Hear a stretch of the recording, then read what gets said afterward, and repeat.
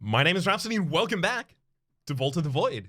We're going to be going into a hard run here, details for those who've reached the vault on a normal difficulty, a more challenging experience. Start a run, we're also going to go for the final character here, the Daughter of the Void. Born into darkness, the Void's corruption only makes her stronger. So we can choose a starting deck between Sacrifice and Corruption here. I'm going to choose Corruption. I think it's a little more simple on its face to get across the points of the character. We have Corruption, the keyword over here. The Daughter can build up Corruption during a battle. Corruption is a stack that tracks through the entire battle, does not decrease. Certain cards will scale their effects to your Corruption, so this does 75% of our Corruption as damage. We also have Cursed Shield, just block 7. There's also gain 4 Corruption on the Void's Kiss. Expel, so it gets removed from the battle after playing, so you can't just play them multiple times. And then finally, the Spirit Shield, block equal to your Corruption, also Expel. Our starting spell is Sift. Sorry, Curse, exclamation mark. It has a 2-turn cooldown. It sifts for 1, so we send a chosen card from our deck to our discard pile, which makes us a little more resilient against things like weaknesses. And we also gain a Corruption for having done so. And then we also get the starting artifact Void Manipulator whenever you purge a card. That, again, just in case you're unfamiliar, is when you optionally discard a card from your hand. It's not considered a discard. That's going to be important with this character. You remove a card from your hand by purging it. It just goes to the discard pile, but you also gain an energy and free up the space in hand. Every time you purge a card, you'll gain 1 Corruption. Also, you're able to remove Void Stones from cards by right-clicking the card in Deck Manager. I've never actually utilized that. That seems more like a kind of like a flavor fit of Void Stones and Void Manipulator. But then, again, you know, I'm not up near the levels of difficulty that this game tends to offer later on with Impossible and Impossible Plus. So it's possible I just don't yet appreciate the value of this. Let's jump in. Okay, we've also got a new booster here. Malice, inflict 13 damage, discard 2. Cards with discard effects will trigger if you discard the card in some way rather than playing it, and purging is not considered discarding. Deal 10 damage to a random enemy for each card discarded. Not each card, so is it each card discarded by this card, or each card discarded this turn? I don't know. We'll see. Riposte, just standard, inflict 5 damage, block 4. Blade of Darkness, inflict 9 damage, Soul Tithe 1. This is going to be an important thing as well. Soul Tithe, gain a point in Corruption for each point of Soul Tithe gained. At the start of your turn, suffer threat equal to your Soul Tithe. So Soul Tithe is like a poison you're putting on yourself, however, it gains you Corruption. There's also Flesh and Blood here, inflict Corruption damage, 0. And it's an attack. It's worth noting the other ones in our deck were not attacks. They were skills that inflicted Corruption damage. And then finally, Knife in the Dark, deal 2 damage, apply vulnerable 2. I'm going to choose a health potion here in order to go in. Void chooses their guardians and assigns their blessings. You'll face these evil apparitions on floor 3 of the vault. So the Blessing of Rejuvenation, we saw these at the end of the last episode. We saw the blessings. We took the blessings into the final fight. There was a comment that was saying, like, I don't know why you didn't get the blessings in the final area, but I did. You can only get 2 of them if that was the person's question. But we'll check what these blessings are this time. Blessing of Rejuvenation. During the Void fight, each time your deck cycles, heal 10% of your max HP. There's also Blessing of Quick Step. Each time you purge a card, block 3. There's start each fight with Void, with Stealth and Full Energy. We've seen that one before. And each time the Void casts Fury, gain 100% Rage the following turn. I'm going to cleanse this place of its evil.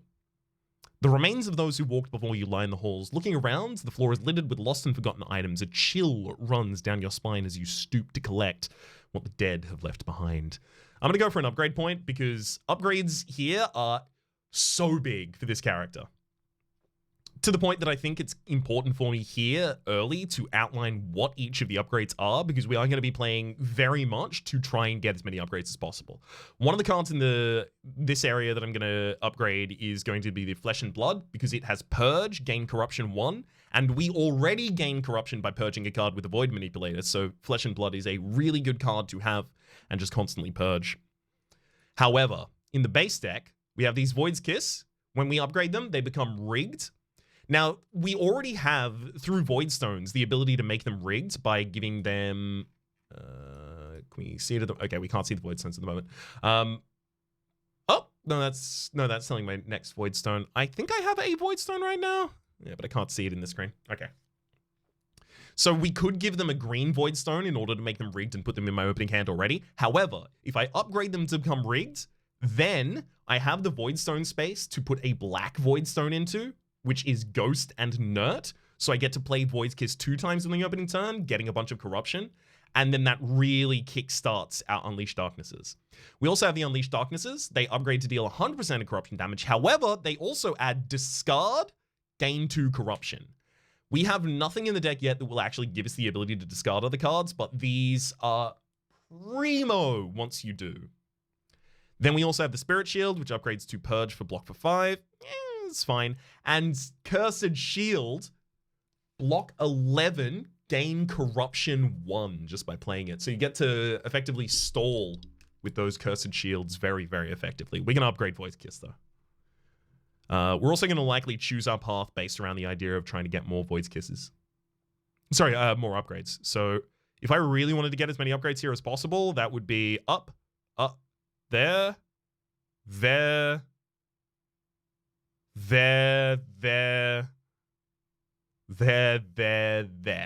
right?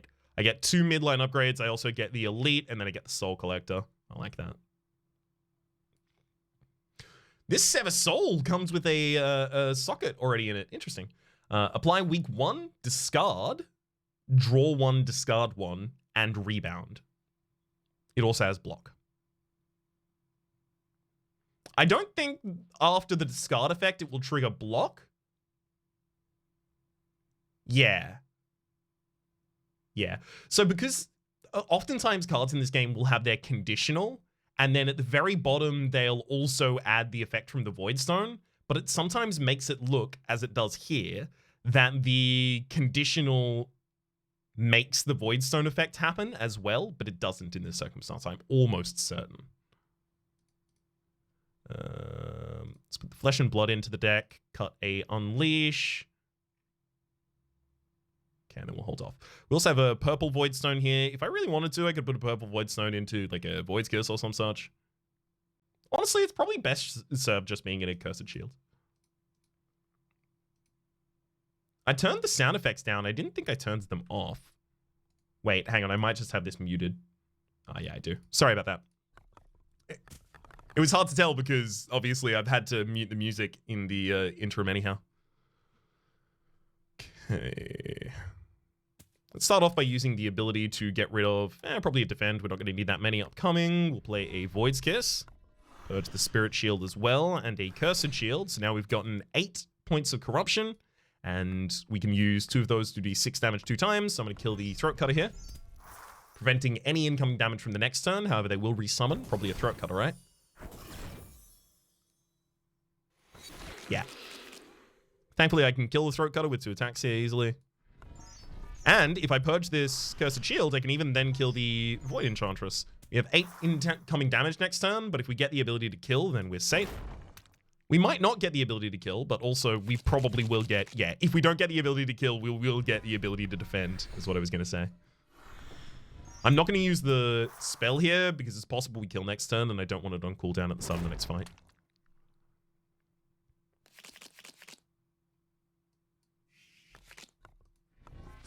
Get him. So we get an upgrade point from this fight. I'm going to use that to upgrade the other Void's Kiss immediately. I think those 2 upgrades are drastically important to get as early as you can for this character. Because you don't take damage on turn 1, you only have incoming threat for the next turn. It feels like the first turn you really want to just like set the hell up, especially for this deck where you have the corruption that just stays building over the course of the entire fight. Okay. So this is already do 10 damage. I'm going to throw it against the Hellmongrel because then if I get to kill the Hellmongrel, I'll be able to end the fight really early because it is 100% of the battle progress bar. I'm going to also have a quick look here. Okay, no.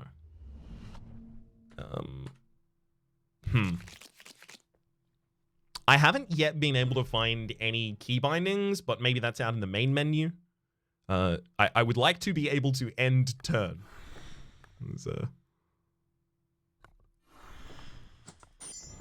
would be useful. By killing that, we've also weakened the others. So their incoming damage to us is 11 this turn. Double defend, please. Please, please, please, please, please. Found it. Not only did we get the double defend there, we also get a kill on that target. As we attack this Cinderhound over here, it is going to deal damage to us as well. Ignite passive.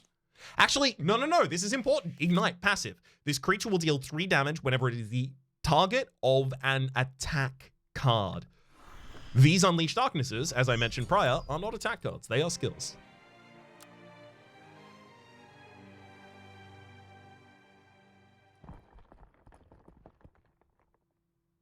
Recur the top card. Rinse and repeat. I like that. Return a chosen card from discard to your hand. It's not chosen, it'll be the top card. But that'll give me the ability to pull back Flesh and Blood and then purge it again for just more. I do like that. I do like that a lot. Void's Kiss, Ghost Shield, Void's Kiss, Purge. Ghost Shield. Do I want a point of overcharge here? Or just an extra point of energy for the next turn? Extra point of energy for the next turn, right? Yeah, it is. It's an extra point of energy either way.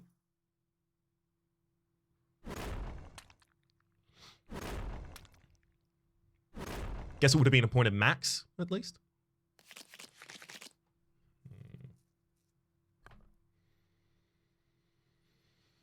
We'd have to use 3 of these on a single target to kill them. Also, under his eye, all attack cards play against this creature will heal them for 2. It's not something we have to worry about. Incoming damage is 14 as well. I need 2 Cursed Shield, thanks for. Maybe I take 2 damage here. No, but Perfect Fights save us.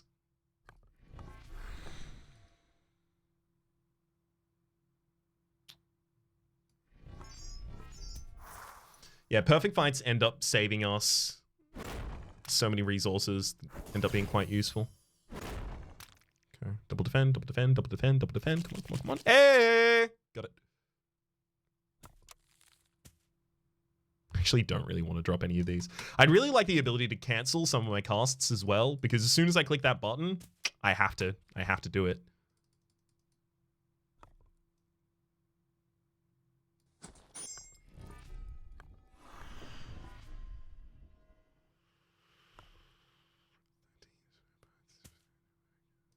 It's fine. I should be able to get the kills next turn. We gain 2 energy. We can gain a 3rd with the Purge.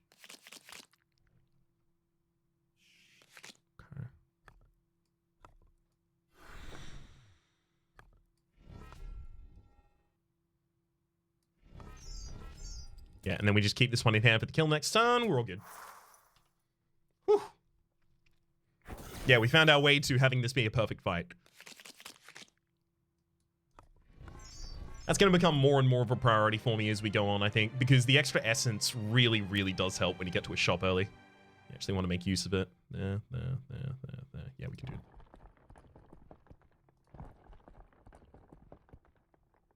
it. Voidling, fight tips. Oh yeah, it grows bigger every time I play a card. There's also another Spirit Shield here.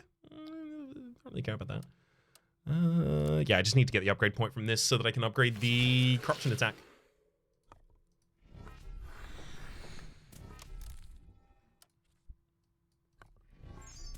I also think I might have too many defends and not enough attacks in this deck.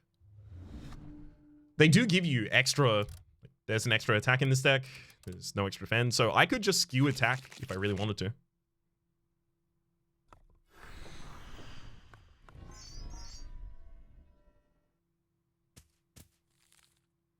Do I want to hold this?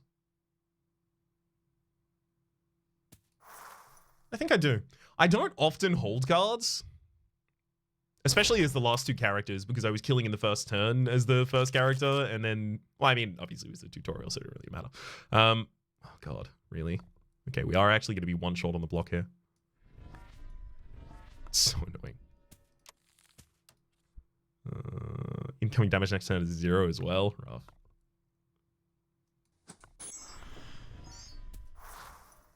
But I often don't hold onto cards. Also, as the last character, we were combo casting everything every turn, but then secondarily, also we had delayed block at the absolute wazoo. Cripple, your hand size is reduced by the cripple value, so we are crippled 2 here.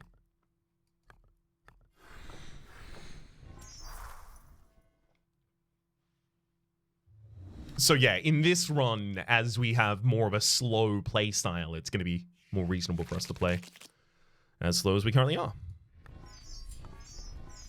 So we take 1 damage in this fight, but it prevents us from getting our perfect here. We get the upgrade point, which we'll throw onto the flesh and blood.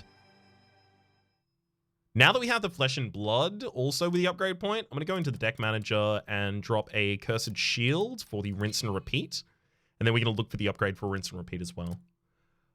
Ooh, blue void stone. Draw a card, discard a card. I like that.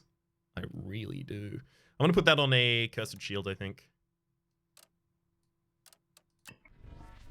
Because draw a card, discard a card will trigger our discard effects on the unleashed darknesses that we're eventually going to be upgrading. That's going to be very exciting. 21 cards in the deck. I thought I cut a shield. Did I not cut a shield? Yeah, that's my only shield out, so I didn't cut a shield previously. Whoops. Yeah. We don't want to inflict them with debuffs. We just want to inflict them with deads. Oh, you gotta love this. Purge the flesh and blood in the opening turn. Get 2 corruption. Get another 10 corruption there. Okay.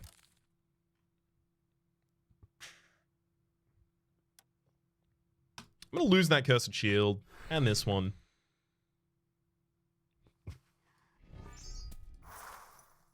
Throw out my first attack. I want to try and kill 2 of them on the same turn so that none of them respawn. Okay, 8 incoming. Yeah, there's the spirit shield. We already had block. Unfortunately, recur the top card actually doesn't help me here.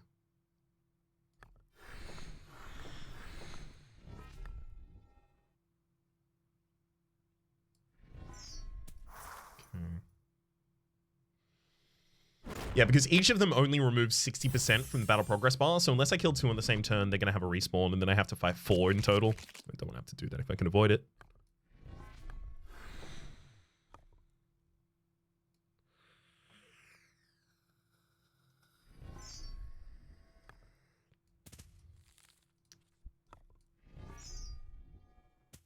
I think we just kill all of them next turn now?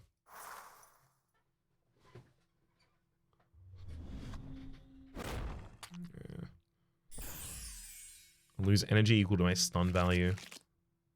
It's fine, I had 0 energy, so I couldn't lose anything though. Oh, you healed. You cheat. Thankfully, we still do get the 2 kills on 1 turn, so... It's still completely fine. It prevents the respawn. It's just we didn't get all the kills on the same turn and end the fight early.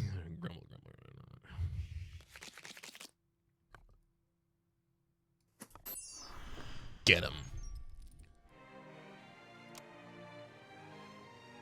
Yeah, I can't go down without locking out the elite up there, unfortunately. I mean, I could go to a cursed item instead of the elite if I'd prefer. But right now, if I go to the mob, then I can curl around that soul collector and go all the way back down to this treasure. I like that. Oh, that new card. Sorry, we'll look at that new card after the fight. Also purge. Not a defend this time. We have very few defends left in the deck, so I'll actually purge a unleash.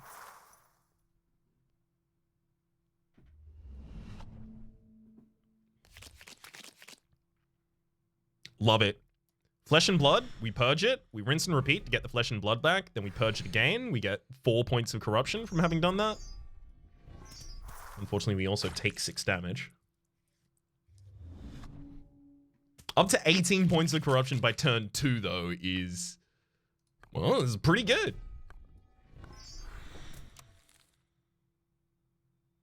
Again, this is a point where I would stop casting that. I need to start just checking the draw pile, but... Is there a key binding for checking the draw pile? So a lot of the animations in this game are very, very, very quick. And I listened to the developer talking about a couple of the design goals as they were doing a, I think in September, they were doing a video showcasing the game online on the official channel for the game. And as I was watching that, I got a sense of a couple of the design goals of the game, as I was saying, and one of them was speed. Speed of ability to resolve these kinds of battles and such. Being the reason I mentioned the animations. Now, I mention all of this because the adding of hotkeys would very, very, very drastically increase that speed. I think it would be an extremely useful thing to do.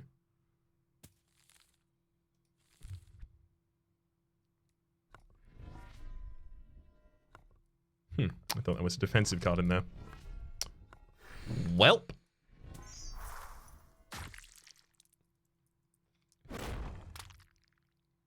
I should have just checked the log over on the right there. There's a reason I pulled that up. Take our kill this turn. Yeah.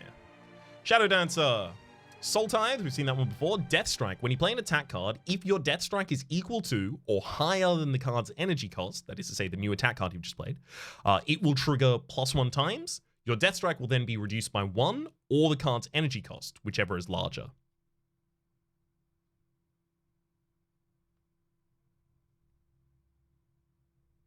If your Death Strike is equal to or higher than the energy's cast cost. Okay, so if you play a 0 cost, it reduces your Death Strike by 1. If you play anything else, it reduces by the energy's card cost or more. Or rather, the energy card cost rather by itself. Also gives us rage 25%. I'm not really going to be utilizing that. That would be for a build that has many more attacks than my own. Ice Wall. Reduce your threat to 0. Expel. Also, if you purge this card, block for 4. This is just a pretty neat colorless card. The Unholy Beast gets stronger every single turn. We don't have anything we really care about managing our deck for this one, except I think I will actually pop that health potion.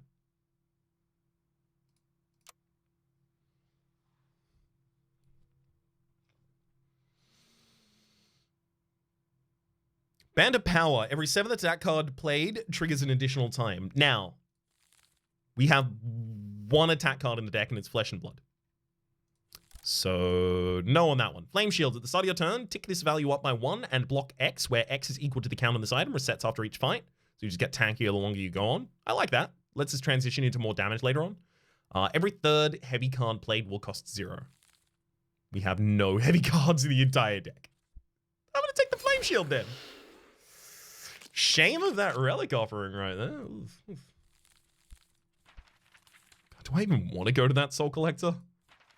I have 9 souls. Gosh, I'm only going to be able to buy something garbage.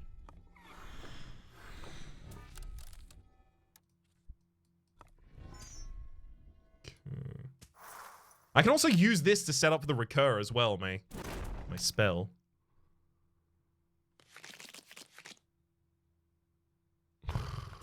Why do I have to destroy out of defend?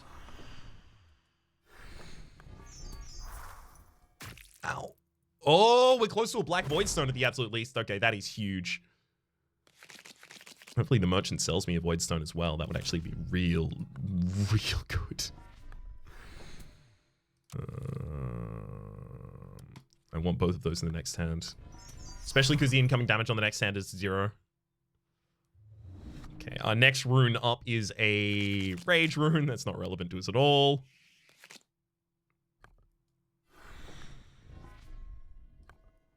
Deal 19 damage or just purge it again? Deal 19 damage, certainly. Oh, I should have held the defense card. Should have held the defense card, Ryan. That was bad. That was bad. There's no way I'm drawing 3 here, is there? Yeah. We would have been completely fine. Did it to myself again.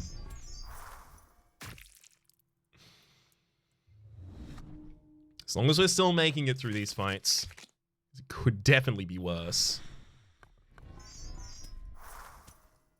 I know the draw. Yeah, the draw has to have a fair few attacks in it. Also, we've actually got a quite large defend in there. There's the Spirit Shield. Love to see it. In fact, I'm going to pop that. I'm going to do the attack. Just going to purge all the rest of those because I know the rest of the deck right now is attacks. So I know with those purges, with the energy to play them next turn, I can just kill already. There we go.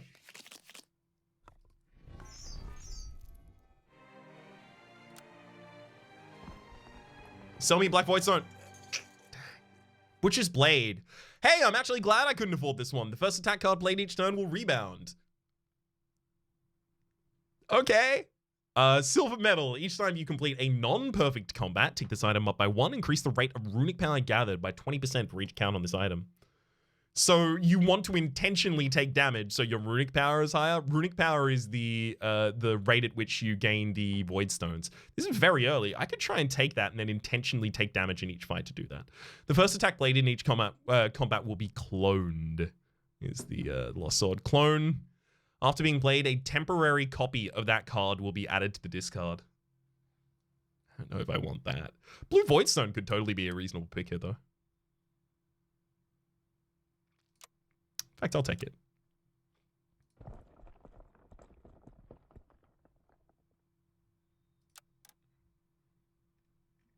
Now, I'm going to do the extremely obvious thing and get the Void's Kiss doubled on that first turn. Just seems too good to not do.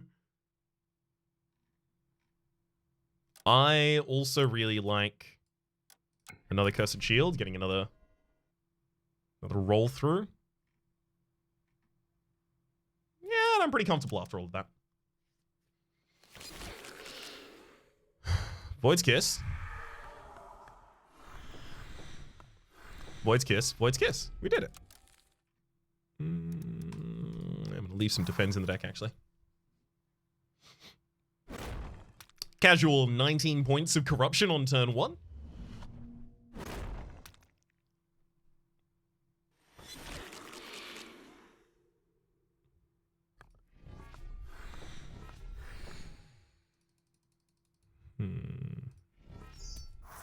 And I've got to kill the Blatwits so they stop respawning. You got your extra frenzy that turn.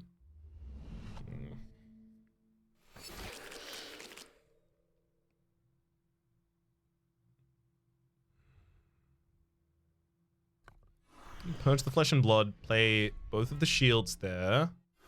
Maybe I should have left the spirit shield in hand.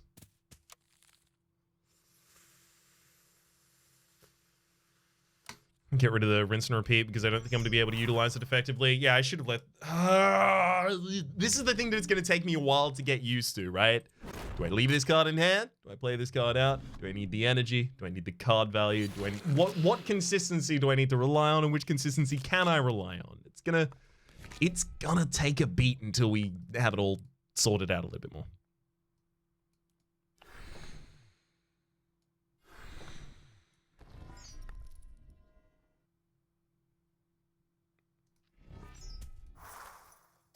If only we had some sort of a silver medal here.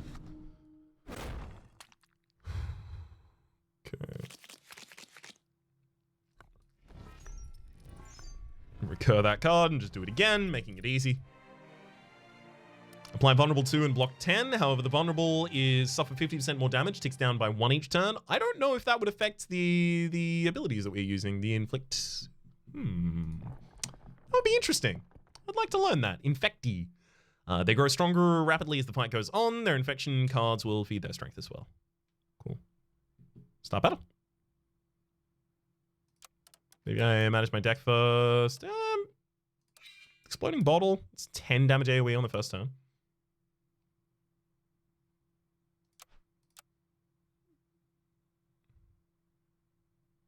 Your infection cards feed their strength.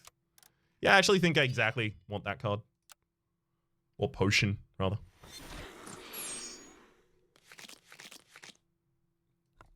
Kiss. Kiss, kiss. We can't dupe the other one as well yet.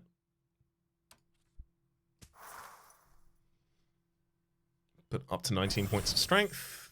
First, we get attacked for 10 incoming. It's only going to be 8 incoming after the reduction.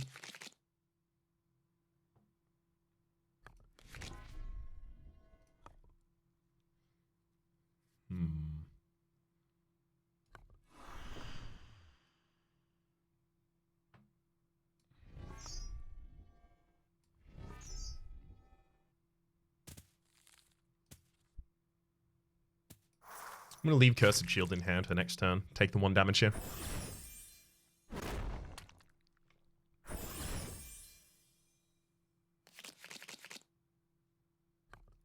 So we get the extra energy for the next turn. Setting up to kill 2 on a single turn as well. Same strat. We've seen it before.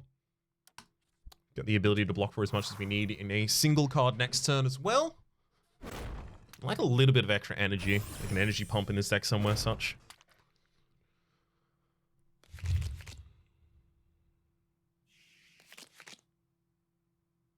Oh, that's interesting. Well, this is just flesh and blood. Recur the flesh and blood, purge that again, defend, kill, kill. Then the rest of the fight should be extremely simple.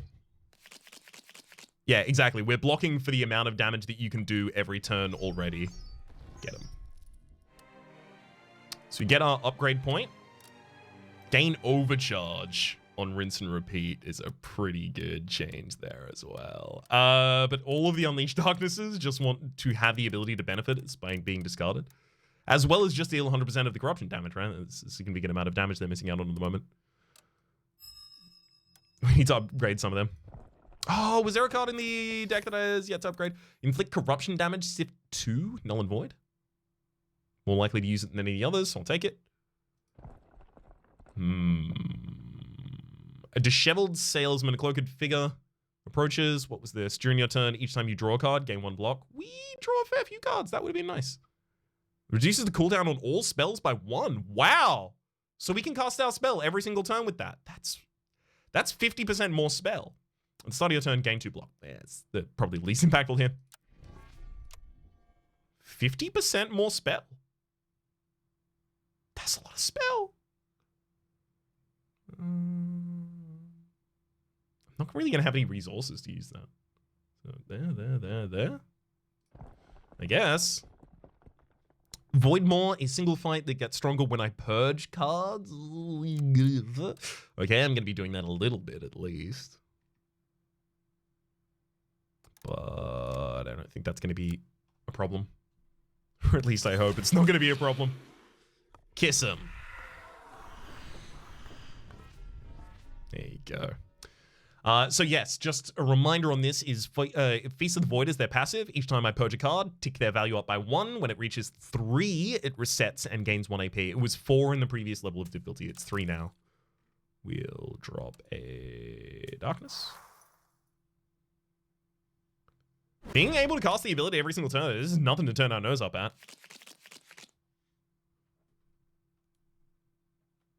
Yeah. Purge the flesh and blood, get it back, purge the flesh and blood.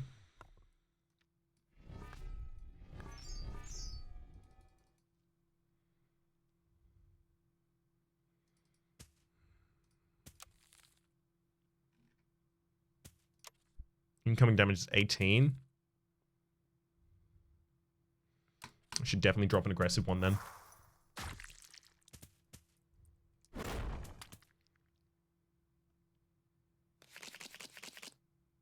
Great.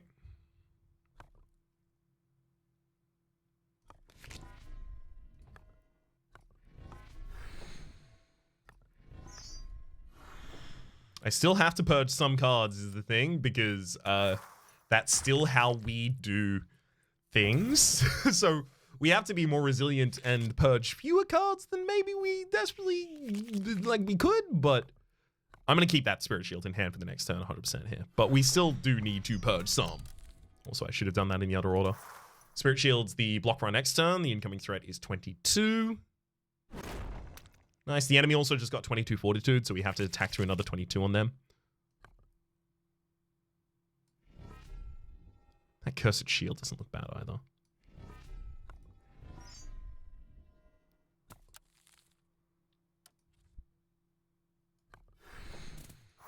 I'm also going to hold on to it for the next turn. 24 incoming. We block against 6 of it. Okay, great. We'll Cursed Shield to discard the Unleash. Then we'll bring that back. Then we'll Cursed Shield to discard the Unleash. Then we'll discard the Flesh and Void by ourselves. Keep a Unleashed Darkness in the next turn. Great, 28 damage. Drop the Cursed Shield. We're going all aggressive next turn because there's incoming of 0 on that turn. So I've got 2 turns time effectively here to kill the enemy now.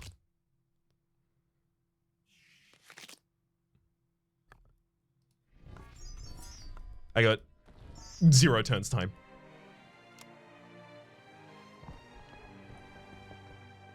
Skeletal Mage. Anytime I suffer damage, it'll increase its frenzy. It can remove debuffs, but won't attack whilst doing so. We also get a footwork here, 4 block and 6 delayed block.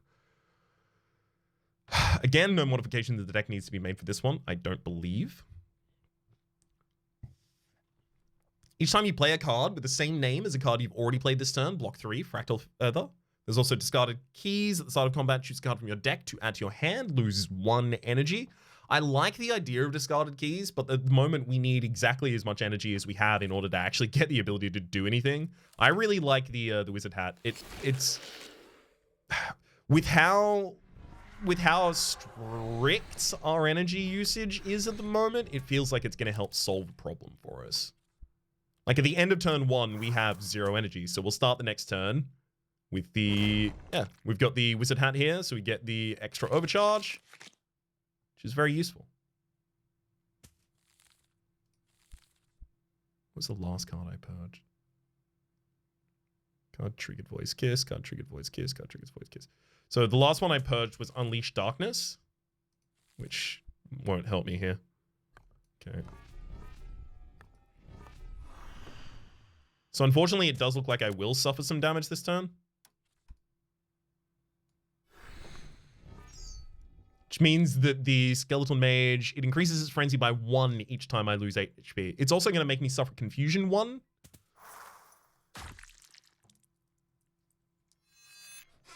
Confusion 1's really bad. All cards increase their energy cost by 1, so we're effectively just not going to do that much this turn. Let's purge Flesh and Blood.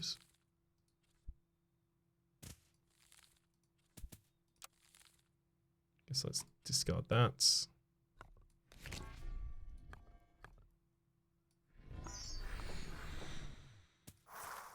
I gotta remember to do my purges first so that I actually increase my corruption damage before trying to utilize it. Okay, there's the 21 incoming. We block for 4.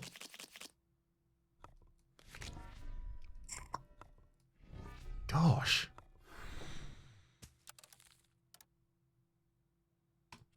Having a lot of difficulty actually blocking these. I was not expecting to have as much difficulty as I am. At least we get the full block against this one naturally and already. Cursed Shield to discard the Unleash Darkness. Purge these two. What do I even want to pull back at this point? The Unleash Darkness? Actually, I probably want to pull back and defend and hold it. No, we've got the Spirit Shield in the next hand.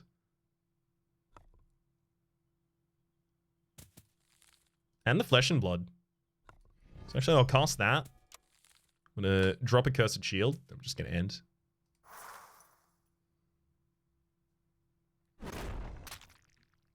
Totally fine with that. We Spirit Shield for the full block. Flesh and Blood, pull it back. Purge the Flesh and Blood again. I'm going to leave the Cursed Shield in hand again for the next turn, I think.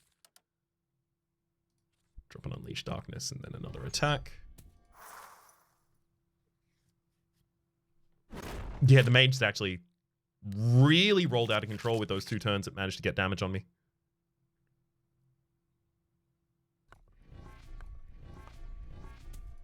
Turns out those turns were very important. At this point, I think I need to start leaving damage in hand.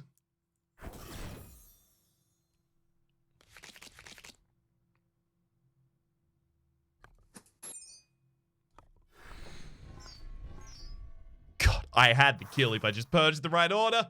It's fine. This won't actually change anything about the game, I don't believe. There we go.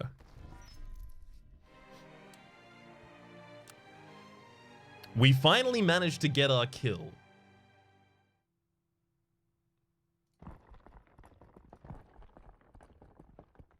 Foot in the Grave. Sift 1, lowest soul tithe by 1. And it's just puppies again. I don't have a health potion or anything. I got a stealth potion. That sounds kind of like health potion.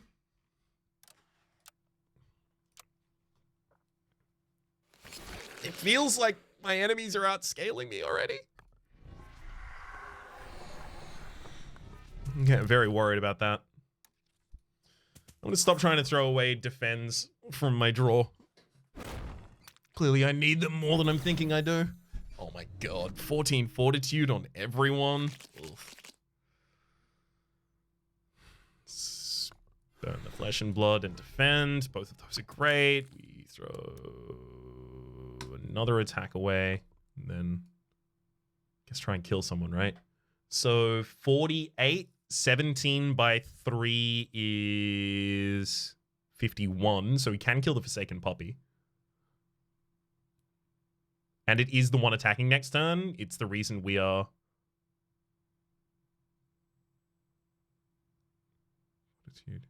Yeah. Yeah, it's the one attacking next turn. What could I do if I didn't have to block next turn? Save a lot more resources. Okay. Not happy with both of the buffed units still being on the field. 15 incoming damage next turn. Let's sift past the Unleashed Darkness. Bring it back.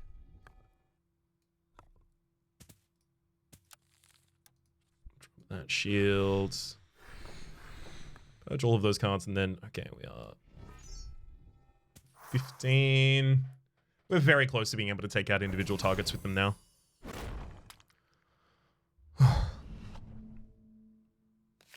Come on, not a garbage draw. That'll certainly count. Not as a garbage draw, I mean. Yep. We managed to put the Hellmongrel down that turn. Now we can start using the Sip to discard the Banes that the enemy put into our deck. We've got 2 turns time? Hang on. No, 1 turn's time if I want to kill fast enough here.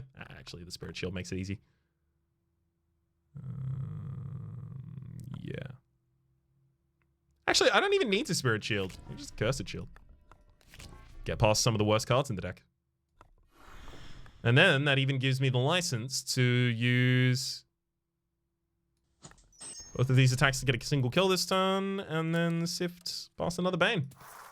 We've got this locked up. We're also working on our next Void Stone.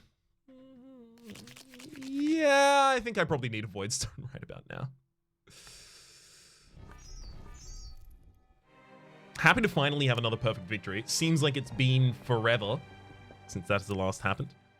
So if we give you a random non-class card, that is to say not associated with the class that we are currently playing, you can re-roll it and give us a different one. I don't know if I care. Sure, have footwork. Transform it. Separated Soul. Deal 200% corruption damage. Set corruption to 0. I mean, I guess I'll take it. Maybe its upgrade is good?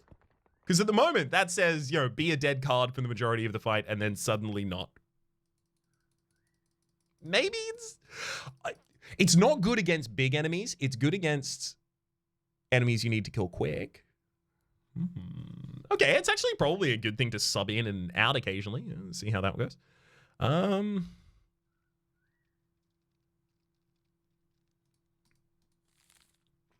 I'm honestly a little bit worried about this fight. Thinking about throwing in a potion of stealth, making all the enemies skip their first turn.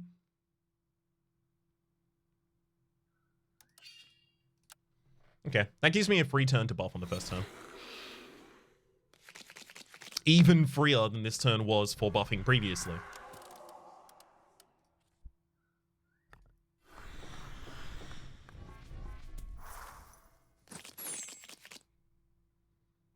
Okay. Incoming threat is 4, so actually we'll drop a Cursed Shield here. 17.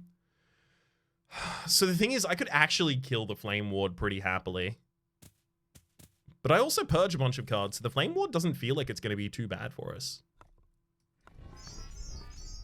Well-timed Curse. Whilst this is alive, all Banes inflicted are dealt straight to your deck. Each time you draw a Bane, the creature gains 2 AP and I'll suffer 2 damage. However, I have the ability every turn to move one of the Banes that are put into my deck out with the Sift. Hopefully I don't draw both of them here. Hey, I drew neither. Nice.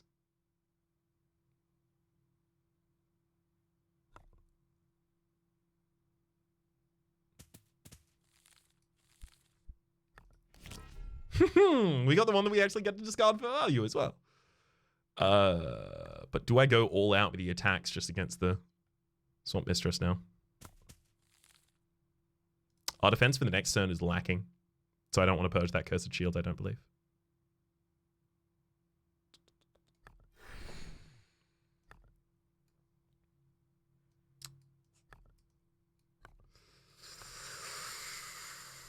Fine. I'll hold this Cursed Shield for the next turn as well. Because I know that I'm going to draw a Bane in the next hand. There we go. We had the increased damage taken. Sadly, we didn't get another shield. Wait, no, we did get another shield. Rinse and repeat. Get that Bane out of there too. Baby, that's suddenly looking like a real good turn. It's also worth noting this is Guardian, so if I kill the Swamp Mistress, both of the Flame Wards will die. Or rather, sorry, the Shield Ward and the Flame Ward will die, both of the wards.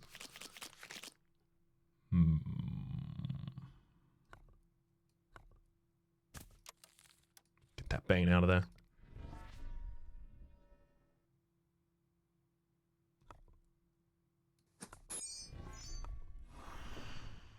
I do feel like I should keep the Spirit Shields. As the burning keeps stacking higher and higher, it feels like we are going to get to a turn where I need to play the Spirit Shield. That's a bad draw. It still feels like Spirit Shield's next turn's play though, right?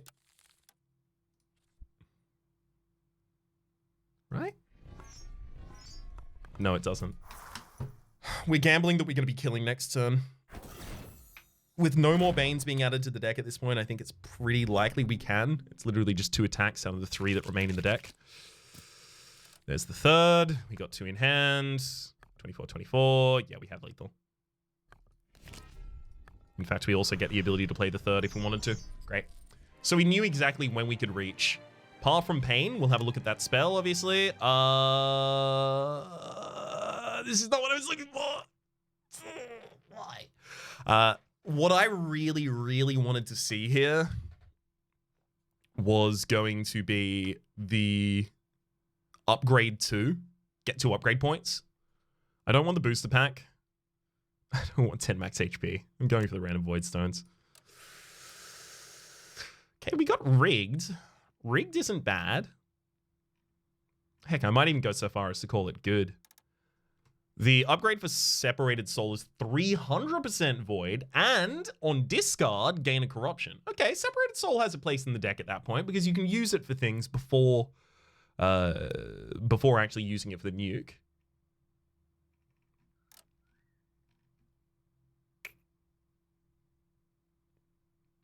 Card game's rigged.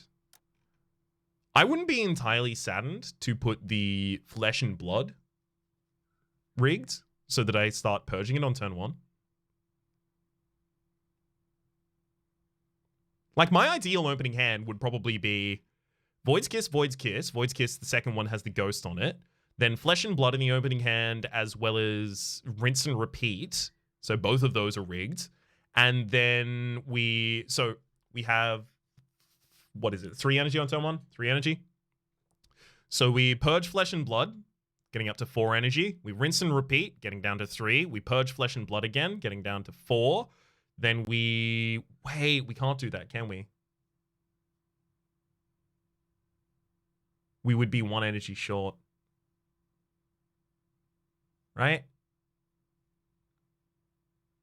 Because right now we start with 3 energy. We have to purge the 3 cards in hand. So you purge this, you play this, and then you purge what you get from it. So this is energy neutral, and both of those are energy positive. The problem there is we need 3 energy positive cards in the opening turn. So the rig of Flesh and Blood actually feels a little bit worse now. I mean, it's still a good card to purge on turn 1, and I am purging cards on turn 1 anyway, so I'll put it there. It's just, it's not everything I wanted, you know?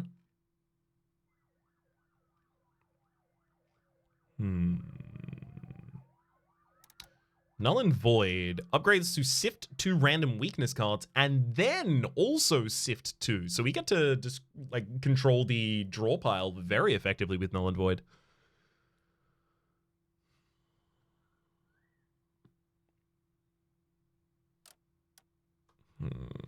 If you're wondering, by the way, it's hold control as you hover over cards in order to see their upgrades.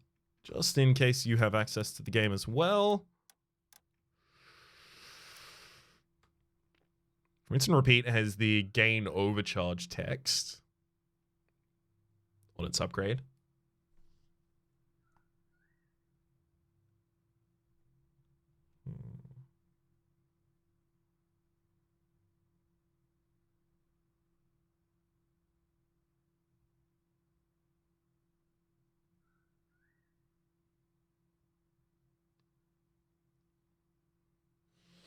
I just don't know if that's enough. It feels like all the Cursed Shields should just have the extra purple Void Stones and blue Void Stones. Just purple and blue across my Void Shields, please. I'm also actually going to cut an unupgraded Curse Shield and add a Shield Bash, because I do want to see if the vulnerability actually afflicts that damage. Or affects that damage, rather. Pathing. Now, we can literally just hover over places and see what they would give us. Redo here gives us recur 1 random, expel, upgrade is return 2 random, expel. That actually is really good. That's just an energy pump. Recur 2 random and then just purge them.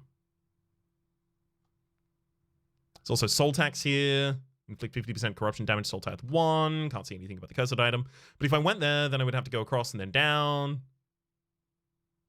Right, and then that locks off the upper path. So that would be redo there, the treasure. We go mob room, and then if I really wanted to get up to the elite, I'd have to cut up all that way and then cut across, which means I miss out on the questionable gentleman selling artifacts for essence. Artifacts for essence is actually pretty good. Dark Visitor capable clothing cards. Okay, so at the very end, I know what I need my approach to be, right? My approach needs to be elite, up, take the Void Room, across, take the Dark Mime, go down, take the upgrade, go down again, take this Mob Room, then the Soul Collector, and then exit. So if that's what I'm doing, that means I need to be up here, which means I'm probably going to be looping around from the top down to this. Wait, hang on, no. I loop down and around up. Wait, can I accomplish it in both ways? Hang on. Right, so if I went there, I'd have this room, and then I could go to the Dark Mine, and then I could go to the Merchant and leave. Okay, I wouldn't be able to get the Soul Collector, so I do have to go from the top down.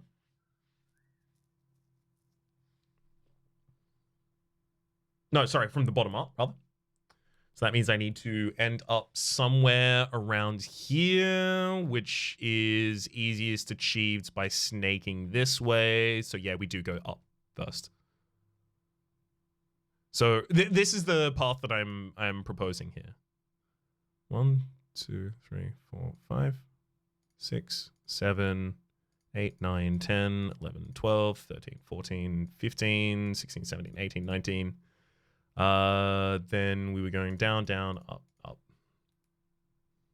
Now, the reason I'm capable of doing this path, you can see it's actually quite standard, right? The reason I'm able to do this path is when you choose between 2. I'm going to make this very clear a couple of times because it's not super clear to me at all times.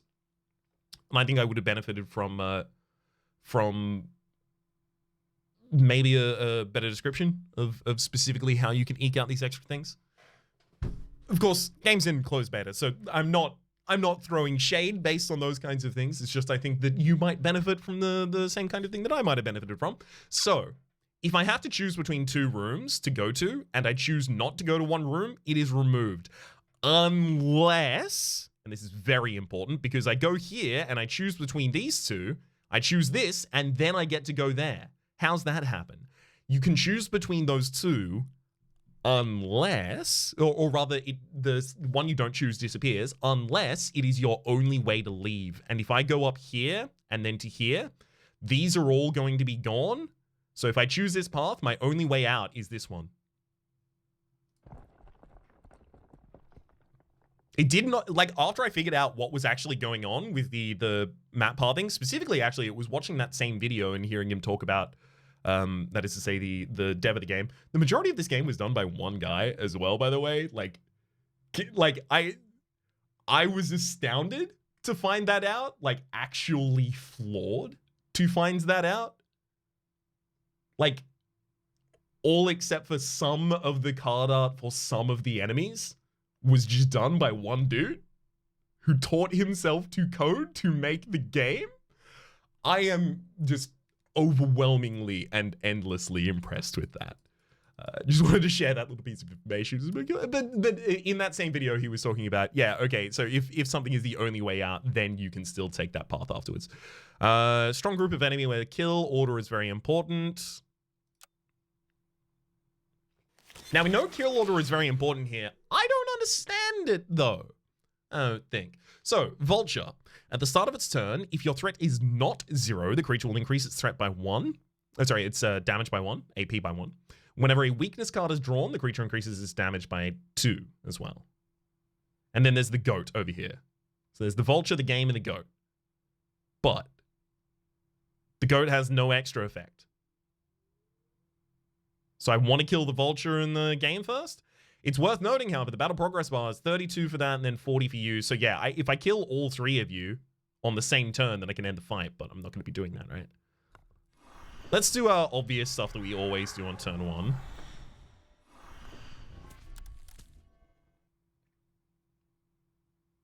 Okay. And then we'll remove probably an Unleash Darkness.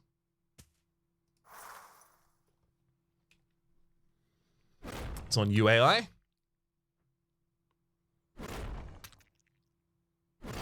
Yikes. 16 damage turn 2. We do have the ability to block it as well, though.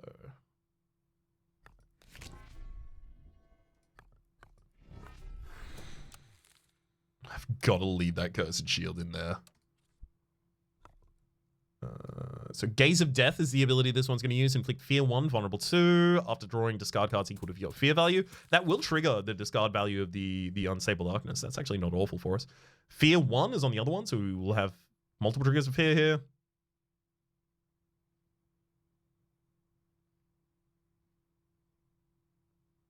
I mean, these two both grow, so I really want... I want to threaten them so that if they grow too large, I can just kill them. It's too vulnerable. It's too fear as well. Why did it be... Okay, well, we're not going to go for that. We're not going to have the ability to... Not going to go for that either. It's a second card I discarded. That's fine. I mean, I can pull a card back if I really wanted to. Use the Sift, get a card to the top of the desk guard, then pull it back. Yeah, it's fine. Like that.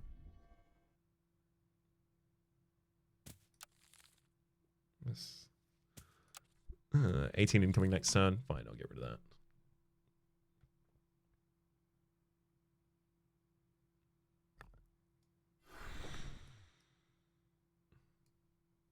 I'm going to decrease the incoming damage by 6, though. Now a single block card will actually defend us. Yeah.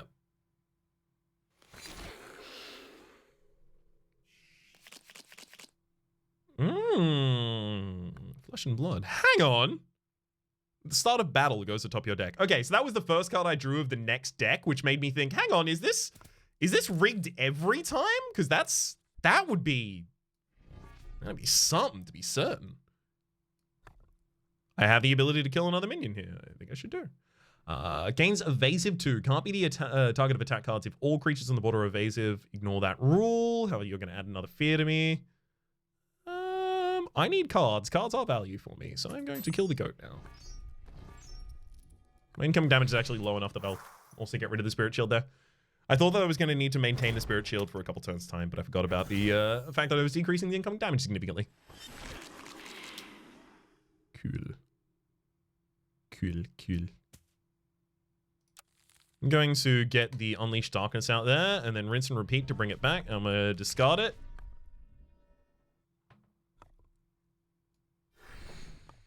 I literally already block with the Flame Shield all of the incoming damage next turn. Flame Shield's really good for this deck. Like, we are slow. It's exactly where Flame Shield is going to benefit the most. We are lacking a little in long-term defense, and that's exactly what Flame Shield provides. It's just like... It's everything. Everything I wanted. And more, interestingly. It's just... okay. It's okay. After we kill that minion, then all of the other ones are going to be available to attack again. I'm going to make you vulnerable so I can see if this will work. Yeah, 42 damage. Right, it's 28 and it's 42. Yeah, so the vulnerability actually matters a lot. We want more cards that give vulnerable now. Because our damage numbers get pretty ridiculous, so 50% extra damage becomes pretty ridiculous. It's our perfect victory. We get 8 upgrade points. Overcharge, extra points of vulnerability on that. There are so many things that really want this upgrade, but I am looking at that redo. I'm like, recur.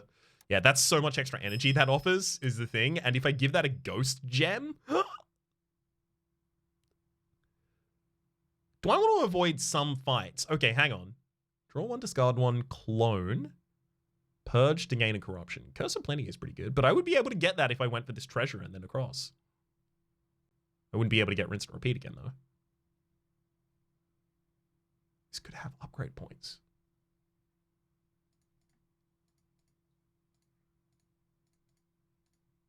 There. Simplify the path a bit. Okay. Oh, right. I made the... that's my bad. Ah, it's a Mimic! Gold Digger. I attacked on turn 1! You... Mimic? Gold Digger passive. This creature will gain a bonus to its AP based on the number of Void Stones in your deck. Uh-oh. I couldn't have prepared for this, though, because as soon as I clicked on this space, I was in the fight. As, you know, you might expect with a Mimic.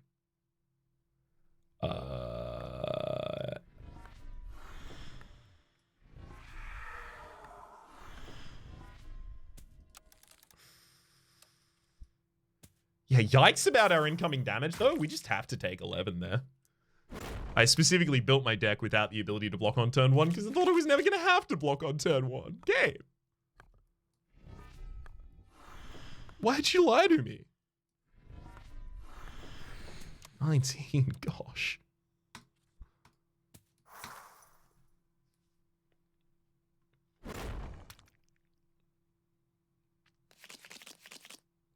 Yeah, the enemy's kind of unrelenting here.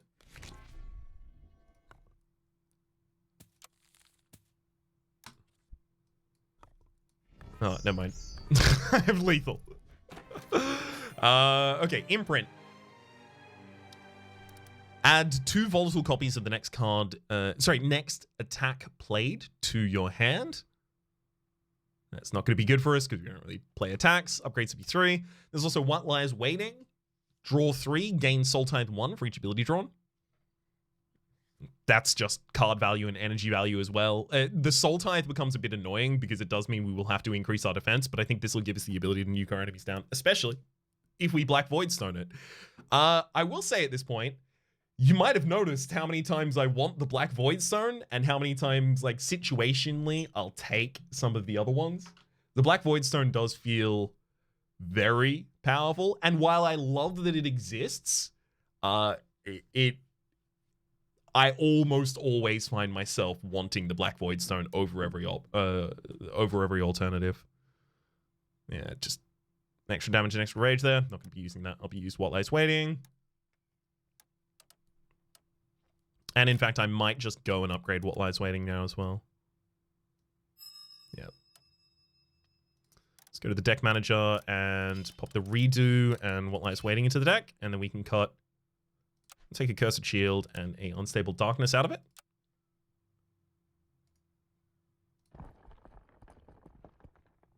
Okay.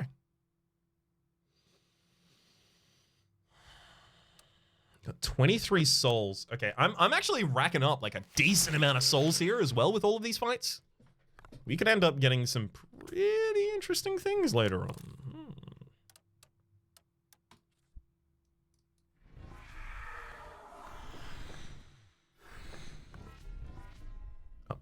20 corruption on turn 1? You gotta love that. I know there's a relic out there that gives you a card every single turn if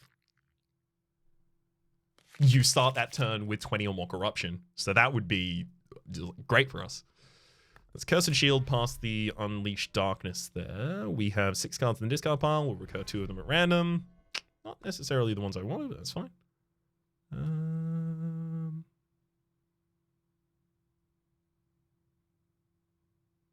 gonna go for the overcharge there.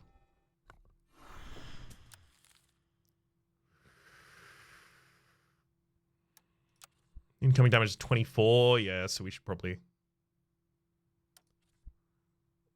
try and get down to the good block card that we have. Must be the targeted attack cards. That makes sense. I can get another overcharge if I end my turn with this. Now, overcharge. Overcharge is not per stack. Yeah, oh, it got clarified. Or maybe it was there the entire time and I'm just like real blind. While you have overcharge, gain +1 energy each turn, regardless of stacks. Thank you to those of you in the comments who pointed out that this was the effect that it was having. I was wondering what it was.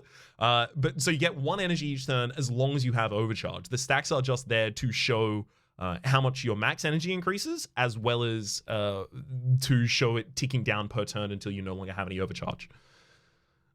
So I could get a second stack of overcharge right now. Do I need it? Do I need it?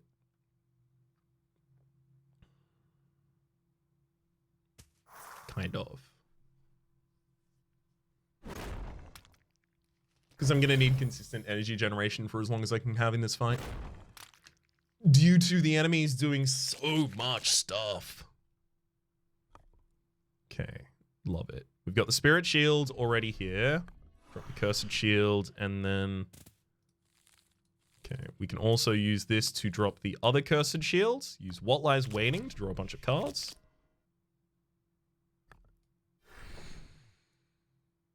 I really want to Shield Bash and then start dealing damage is the thing. That's 2 Banes to our discard. That's the endless suffering that you're doing. Yeah, I need to kill the deep first is the thing. Do I? I mean, I could kill the drowned first. In fact, I have exactly enough damage to kill it with just this Unleashed Darkness. I think that's pretty much as close to a sign as I am going to get.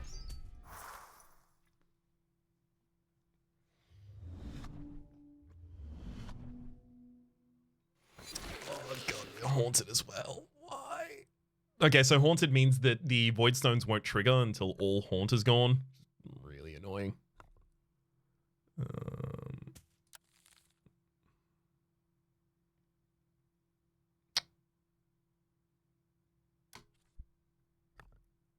We have so much damage incoming as well. 39. I mean, a lot of the damage is from the Bloated. I can kill the Bloated this turn. And then defend for not all of the damage that it'll deal to us.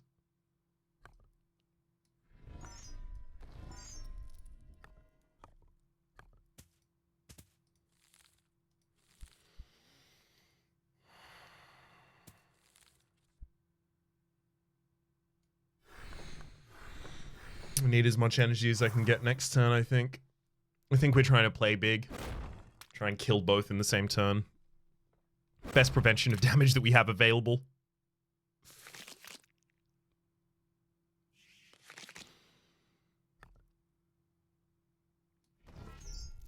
Recur that, and then, yeah. Okay, yeah, no, that was perfect. Very literally, in fact, as well. Let's go for the extra mob room. Again, we'll have a look back at the management of the deck. There is the next purple Void Stone. Do we want to put that in the final Cursed Shields? I mean, Shield Bash could use it as well. Sets up better for a next turn. I could also just put it in Void Kiss, the other Void Kiss that's in the opening hand. Get the Overcharge stacking high on turn 1. I already have Overcharge like pretty much every turn from turn 1 there out, right? Literally all it does to me right now is continue raising my max. And my max is never invoked because I just don't draw enough cards. So what is it actually accomplishing for us then? Anything? Nothing?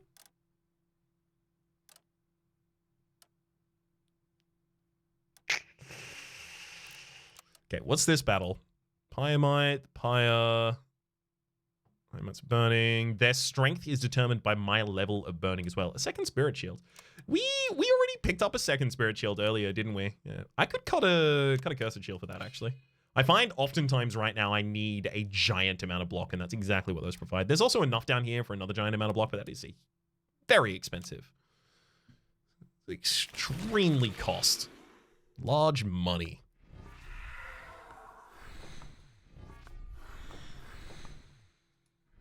So the Pyamites also... What? Where's the incoming damage? 32? Huh? Inflicts burning 2, burning 3, and then... Yeah, its frenzy value is plus 1 plus our burning value. Okay, so yeah, it'll... Yikes. Let's get past a unleash, because I'm looking for as much defense as I can get next turn. Yeah, I'm vulnerable. Weird. Yikes. Okay, I have a spirit shield, eh?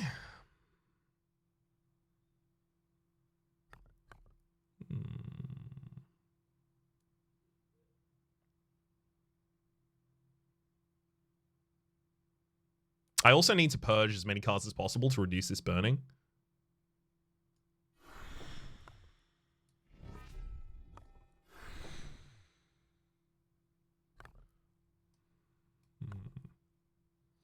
Do need to start getting attacks out on the Pyre as well, though.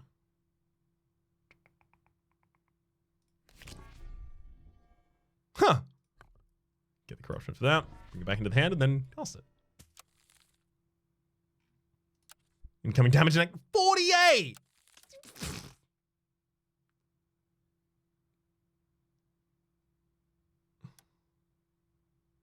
God! I know I can kill the Pyamites first as well, but they just get resummoned next turn and immediately start attacking again, so... Ouch! Oh, damage. So much damage. I probably should have used a potion for this fight. Let's redo. Actually, I'm gonna sift the What Lies Waiting into the discard pile. I was really hoping to redo it.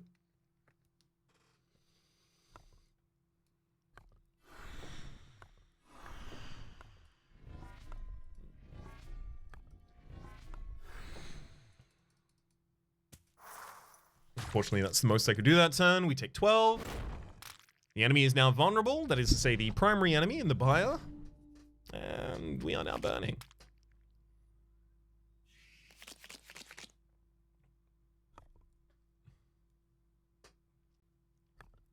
$83 incoming damage this turn.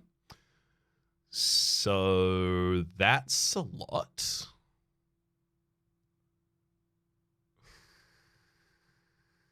We have to kill one of the Pyamites.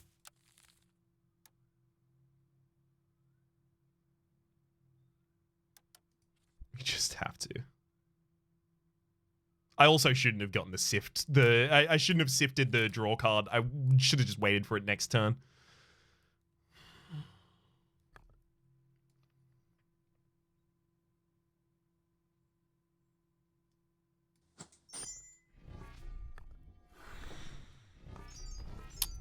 I think I know what I actually need to do. I think it has to be kill them all next turn.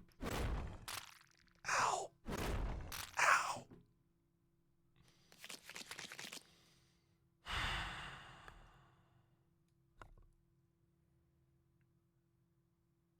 Can't trigger Unleash Darkness. Okay, so that's what I would return.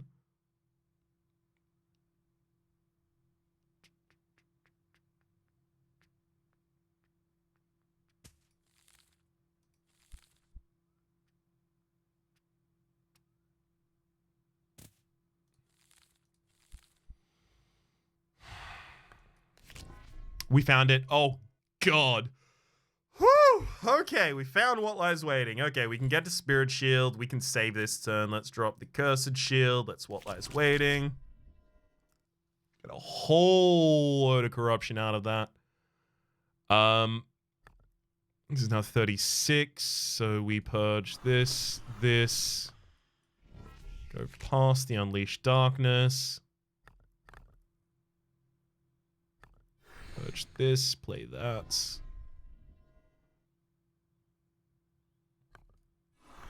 And we'll purge those final two as well. Okay. We finally got the burning value down to something reasonable.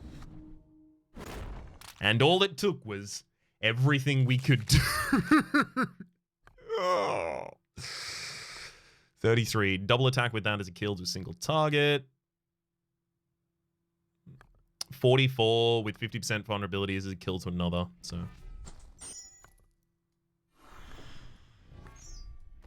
there's our win.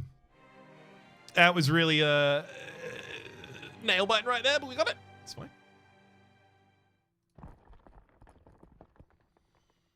Reload! Draw 2, discard 2, overcharge 1. This card is so good with this character. After we get to actually upgrade a couple of cards in the deck, that's really important. So we just learned how bad we are in this fight, so I don't know if I want to go in this fight, like, just without anything here. So, what do we want to add? We could add another Spirit Shield. Those do turn out to actually be quite important. I wonder if maybe we take it over a Void Bash.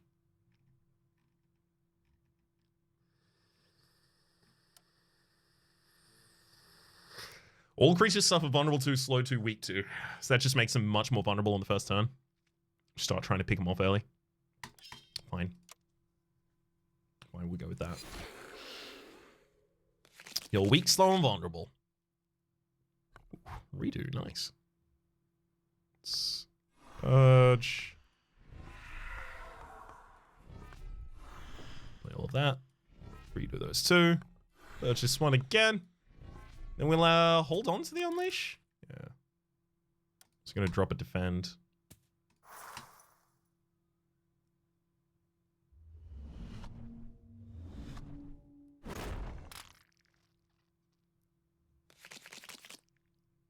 Ooh, at what lies waiting is very handy.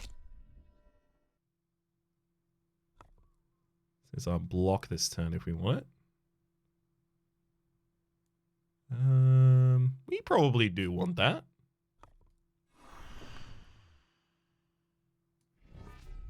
Increase your vulnerability. Just like as many cards as I can get away with here, and then just nuke them. Yeah. Let's make like Duke and nuke 'em.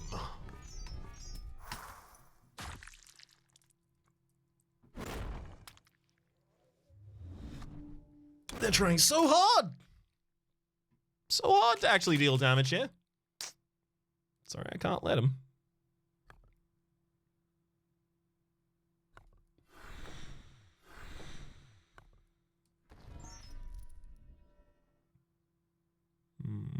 Then I can recur that.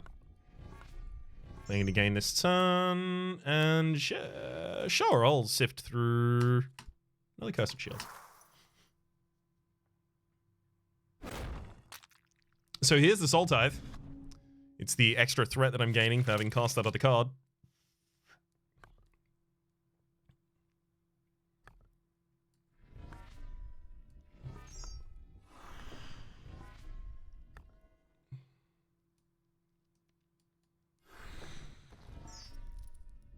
Perfect. We might need more defense again in the deck. I want to upgrade all of our attacking cards so I can put the whole like discard theme in here, but I also want to upgrade all of our defensive cards so that I can live. It was really hard to tell which of those is more important. I mean, being alive, doing cool things though.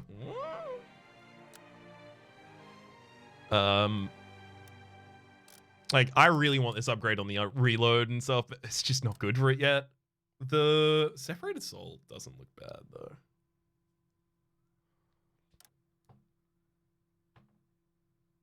It'll be discard fodder for a lot of time. But I want it. I want to try it. Let's cut and Unleash Darkness for another soldier. Okay, so I do miss out on that essence. I mean, I have a decent amount of essence for that if I really wanted to. But no, I have to give up so much value. Probe 1 Discovery. It's so good. The upgrade of this also gives you 1 energy, so it effectively is literally just fish a card from your deck. And you can give it a Ghost Stone. I love Ghost Stones. Beast of Malice. Dealing damage to this creature can increase its already serious damage output, but you'll have to go on the offensive eventually. Ah, that's what you think. I'm only going to go on the offensive when I'm going to kill. 3 discarded items lay before you. After purging 2 cards in a single turn, reduce all debuffs suffered by 1. We purged 50 cards in a single turn. So I'll take the provide idea down them. Sorry, the other 2 on the board. Look, feel free to skip back, but the other 2 on the board were not valuable for us. One of them referred to attack cards, and we have 1 attack card.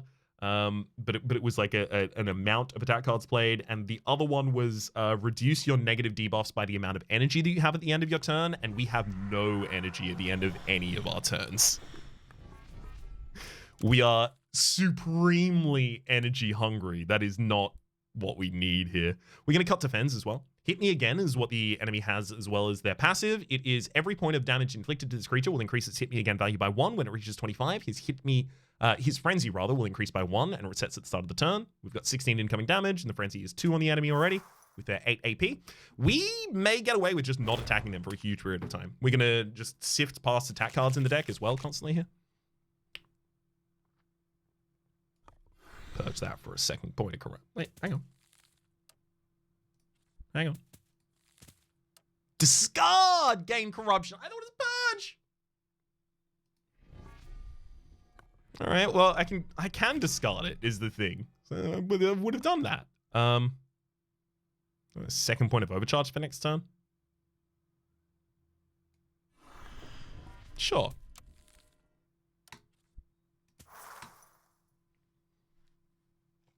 This just gives me a lot of time to build up my corruption as much as I possibly can.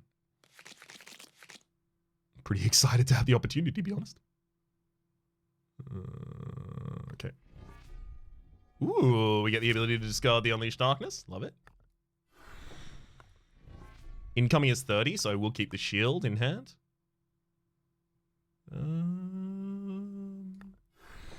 But I think I'm fine to purge past the other 2. We'll actually get some energy going forward.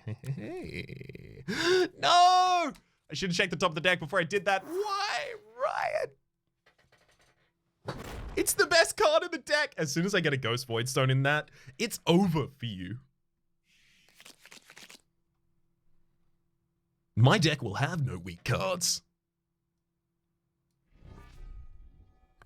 24. Like 10 attacks from killing the enemy with that. Hey, when did you gain a Frenzy? Hang on, where did you do that? Wait, resets at the start of my turn? So I just deal 24 damage every turn. That's like the ideal. I mean, I can no longer do that because I just buffed up. Yeah, if it resets every turn, I should have been attacking. Whoops.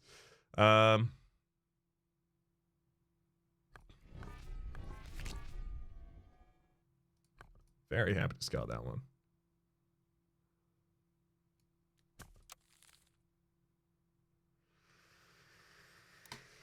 I think I just want the energy. Set up for a very aggressive next turn with the enemy already vulnerable.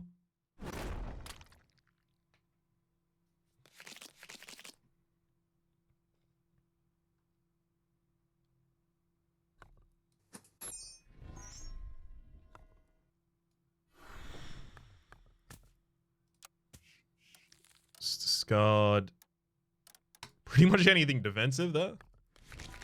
I am very much like, oh, that was too much, wasn't it? I was about to say I'm very much reaching for the kill here, but ooh, could we do with that? Actually, might be able to do with that.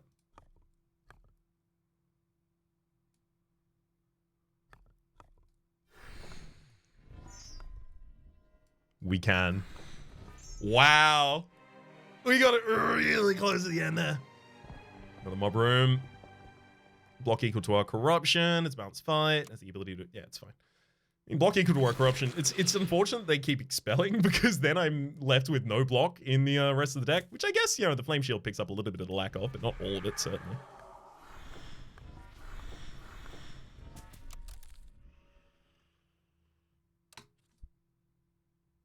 Okay.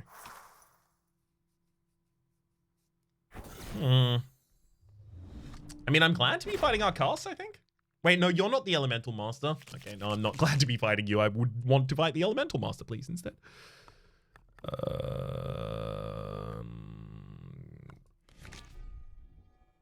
Discard for 1 corruption or discard for 2 corruption. Wait, just want to discard for more. We have 19 incoming. Maybe I leave another Spirit Shield in hand then.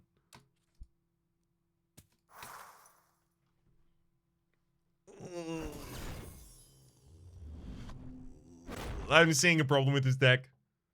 Oh, it feels bad.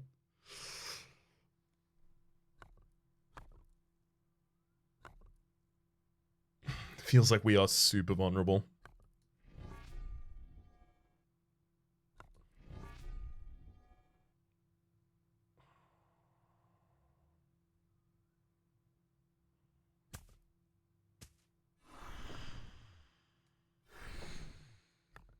$21. I mean, I can kill the arm. I've never killed the arms first. When you defeat this creature, its arms will be defeated. Also, yeah, I've never actually targeted the arms first. Why have I never done that? Seems like something we should just do right now, right? Get an attack card back in hand, use it to attack again next turn. Sure.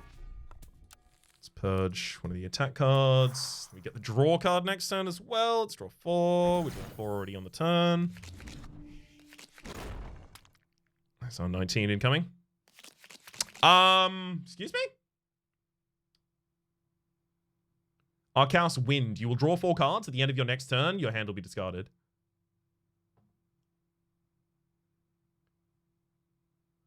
Of the turn. So at the end of the AI turn. So I just didn't have a turn there. 4 damage with Flame Shield. What? What? I blocked 4 damage with what? No! I didn't want to do that!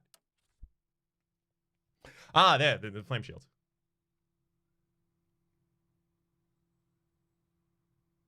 Okay, yeah, when Archaos did that, I literally just drew 4 cards, and then the left arm attacked, and then I discarded all of those 4 cards, and then I drew in your hand.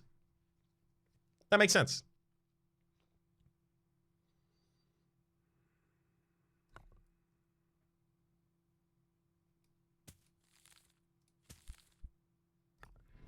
I was really hoping to rinse and repeat into a better card.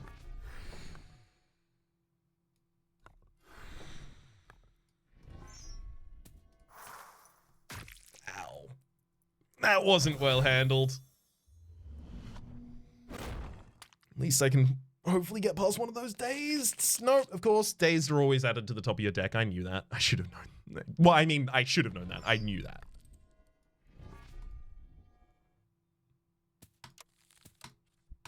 Happily drop that and purge this. So we take 4. Archaos does Earth, which applies stun 2 to me, which means I lose 2 energy at the start of my turn, which I can actually be affected by because I had energy at the start of that turn. But the incoming threat is now no, it's not.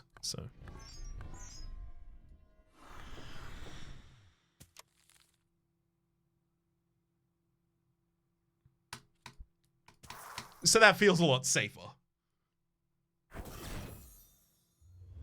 In fact, can Archaos attack? No. Doesn't look like it can.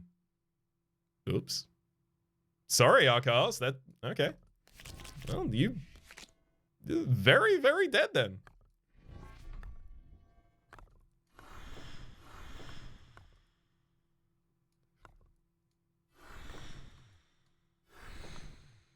$200. 200 is not going to be enough, unfortunately. We are getting dangerously close, though. In fact, I'm going to leave the separated soul in hand. We're going to finally use it as a finisher. What it's always been intent. All right, never mind.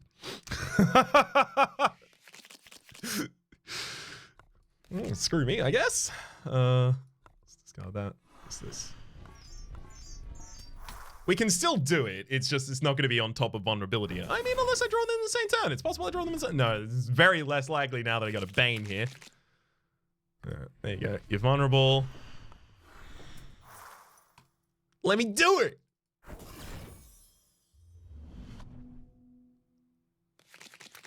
There you go. Separated soul.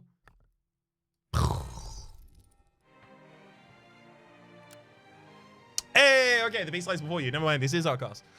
You notice 4 beads lying on the floor, snapped free from the creature's necklace. Earth bead, whenever you suffer stun, delayed block 5. Whenever you suffer burning, delayed block 3. Air bead, whenever you trigger a blue void stone, delayed block 2. And then water bead, whenever you suffer daze, 5. I'll take no part in this. I'm gonna take the air bead because I know I can benefit from that, whereas the rest of these I do not know if I can benefit from at all yet. This merchant. Vulnerability increased to 75% additional damage. That is a soul spot buff there. 100% extra damage if you upgrade it, but it also then costs 4. Ooh, interesting. Turn the tide over here. Deal 4 damage on the upgrade, 3 damage by base. X times. X is equal to the number of cards in your discard.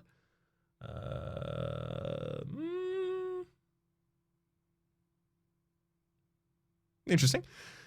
And then the Surefoot down here, which is block 5, rage to 25%, and then upgrades to rebound as well. Power draw, inflict 8 damage. Soul Tithe 1, draw 1. Upgrades to inflict 4 more damage. Strike with blood, inflict 14 damage. Threshold 10. Threshold is if your Soul Tithe is equal to or above this value, trigger the extra effect. And the extra effect is reduce your Soul Tithe by 4. Upgrades to 5. And then Malice, we've seen this one before. Yeah, it sifts on its upgrade.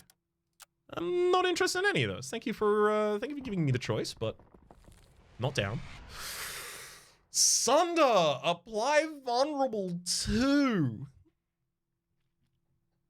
There's also Lembas bread, which is that is a Lord of the Rings reference right there. That's a big old Lord of the Rings reference right there. The elvish bread.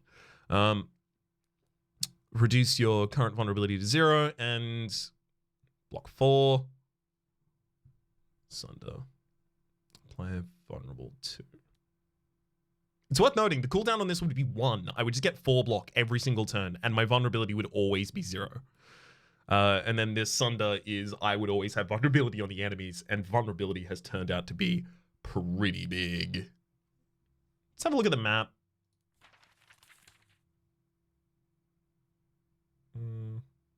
So there is another merchant. It's at the very end.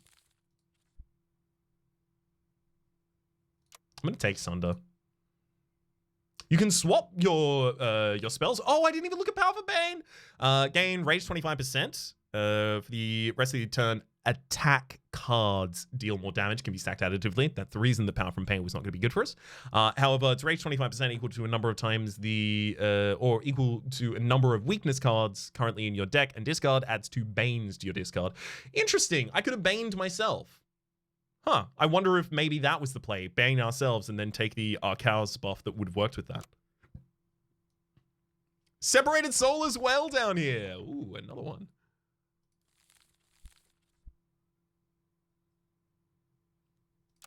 Let's have a look at our deck.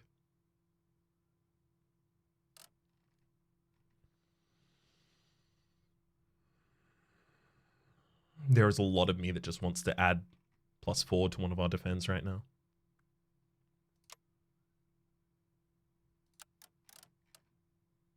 Strength potion. Let's look at this map again. It's a normal enemy. We got an elite in 3 spaces time.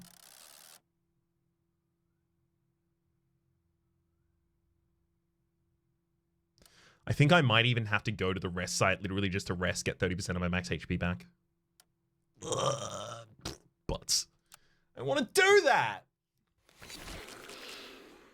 That's not value. 30 damage incoming next turn. Everyone's just attacking.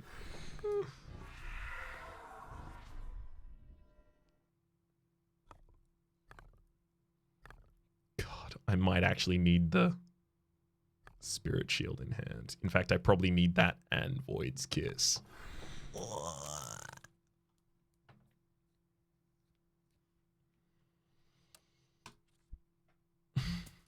I don't want to retain 2 cards.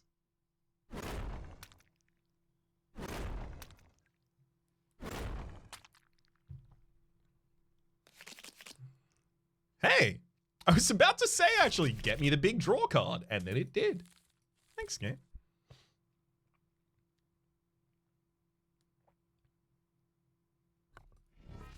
It's Redo, getting those back. Then I'm a Flesh and Blood. Void's Kiss. Okay, Spirit Shield is definitely going to be enough by the end of all of this.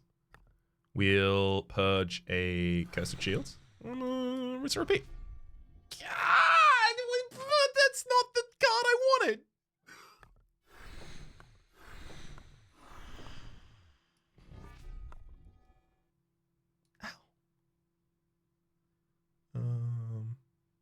Do it once, do it right. This creature can never gain Frenzy. Before attacking, this creature will gain 10 Fortitude. And then the Gut Friend over there just does damage. Sure, I'm going to target the Exalted Warrior here. I'm also going to purchase this extra card. And then Shield Bash. Shield Bash. 19 incoming, so I actually don't want to purge Shield Bash here, I don't believe. Whoa, hang on. Hang on. Sifting counts as a discard? I could have sworn it wouldn't, because it says send a chosen card from the deck to the discard pile, not discard a chosen card from your deck. Okay, cool. Never mind. That gave us a corrupt. No, wait, never mind. We got the corruption from casting Curse. All right. Okay, that makes sense. That makes sense. Everything's fine with the world.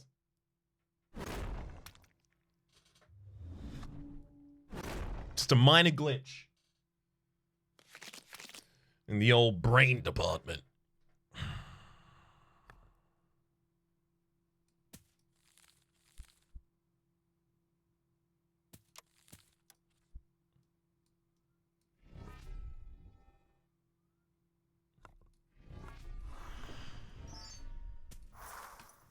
I make sure that I have the giant block next turn as well. Even with the dazed. What happened to that rotting gut fiend? What'd you do? Attack equal to a number of times its frenzy. Dealt 39 damage to the Exalted Warrior. I guess it must have an ability that's just like blow up.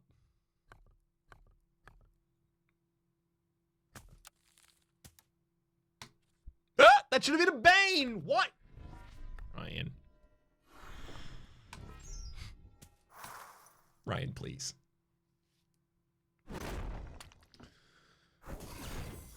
God, there are so many dazeds.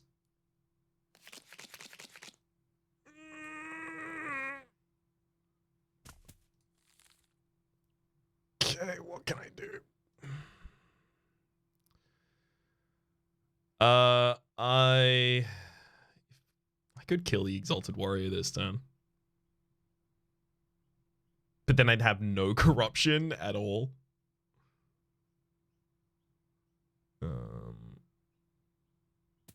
We're always sifting. It's just, what are we sifting, right? Because if we sift something good... Let's hide the panel. Unleash Darkness is the most recent card that I did. Okay. Because if we sift something good, we can then just pull it back with the rinse and repeat. In fact, I think I go Cursed Shield. Yeah, so that I can rinse and repeat, get Cursed Shield back, use this to... There is the Separated Soul.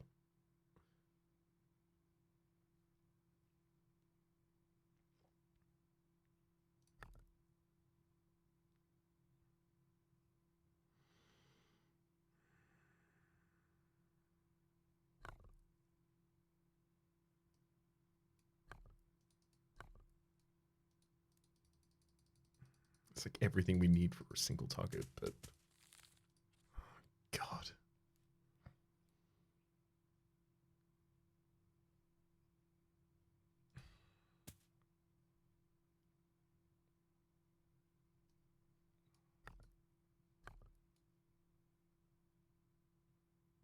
Does the damage just become manageable so we can just cycle infinitely after this? Rotting Gut Friend kills itself, doesn't it? Fine.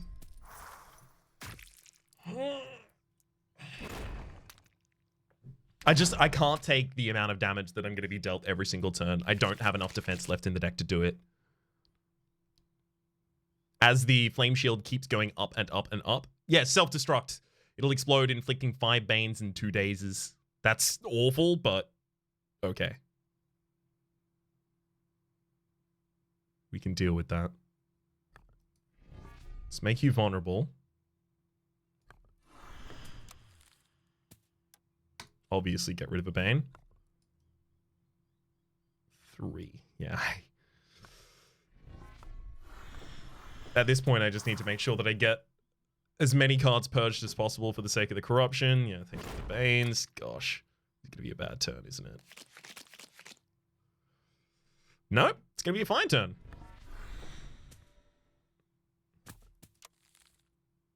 We still do just manually block 8 at the start of the next turn.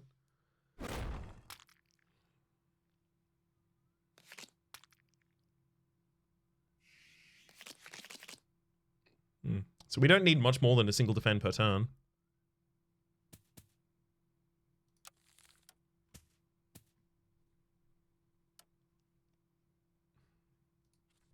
Unfortunately, the Banes don't leave our deck.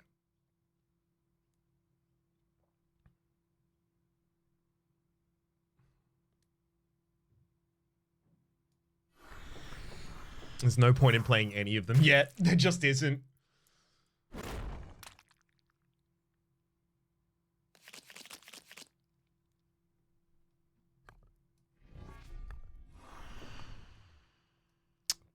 $54? I mean, like, Separated Soul is going to be our finisher.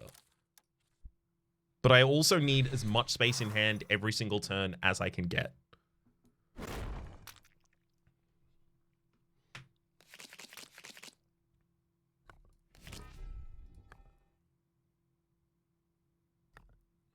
$17. 17's starting to get some reasonable damage up there, I think. I'll do 17. I mean, the enemy gets 10 fortitude every single turn, so really, that's 7 damage that I just dealt, right? If we want to think about it correctly. I know that I'm going to get a defensive card next turn, so I'm going to purge that.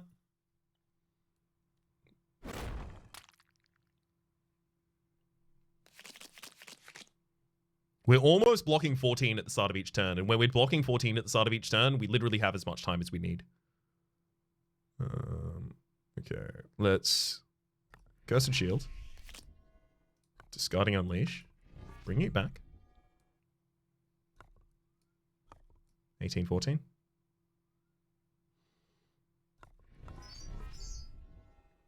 Then leave the Cursed Shield in the hand for the next turn. No, we're actually already fully blocked. 2 delayed block, and then this is going to increment to 12, so we'll have the 14 block already. So, sure. There's the Cursed Shield. Get another Bane under the deck. We found our way out of this fight, but God, it sucked. It was really, really bad. Unfortunately, at this point, I think we do need to bail and just go for the heal. There's the 60.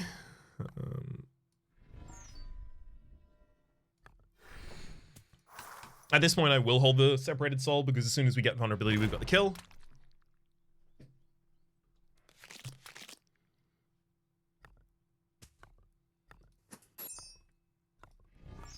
Or even without it. Hey, another Separated Soul. We definitely do not need 2 in one deck. Not at all. Inflict corruption, 50% rather, of corruption damage. Soul Tithe 1, add this card back into your deck. Cycle of Agony.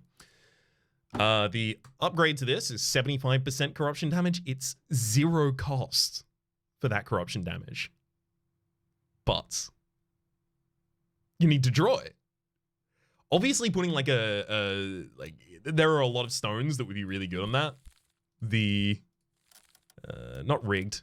Rigged-ish, I guess, maybe.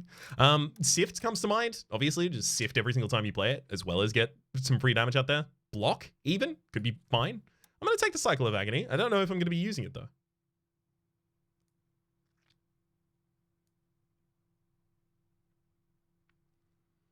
So Dark Mime is capable of cloning our cards. We're currently working on another yellow Void Stone, unfortunately. God, if we just had another black Void Stone, it'd be so good. Specifically, it'd be so good because we would put it into What Lies Waiting, and then we would dupe What Lies Waiting. And then on the turn that I draw What Lies Waiting, I would just win. So like, almost invariably. Redo is also like a really good double as well. But without a great Void Stone, I really don't know if I care about going to the Dark Mime. A Little Darkness. Gain Corruption 1. It is Rebound and Inert. So if you play this every single turn, it'll take up a slot in your hand. However, every single turn you just gain 2 Corruption. And you also play a skill card, which could matter. You could also just decide to play this at all if you wanted. It's also got Inert, which does mean if you play this card once on the turn, then it won't trigger its Void Stone on any subsequent plays. So you can't just like, you know, go ridiculously off with this, but you can get, you know, 4 block every single turn from Little Darkness and 2 Corruption for 0 energy. Because it rebounds, comes back to hand, and then play it at the start of the next turn. So yeah, it's actually like a really good card for us. If nothing else, it just carries a little bit of extra defense. It carries a Sift every single turn if we want it, and a free Sift every single turn. That gives us the ability to put some more discard cards in this deck. Each time you target her with an attack card, we don't do that, she'll reflect damage back to you, also gains Frenzy as the fight goes on. The fight will go on. That's 100% going to happen. I am worried about this fight, and for that reason, I'm going to increase my hand size by 1.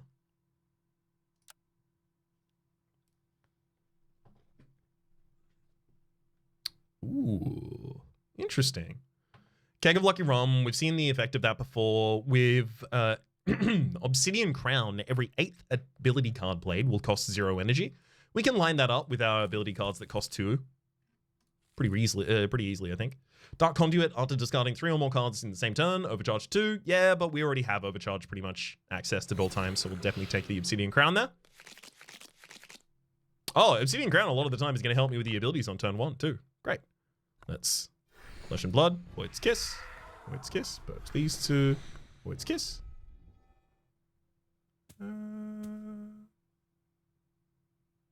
Should use this to pull back Flesh and Blood and then play it.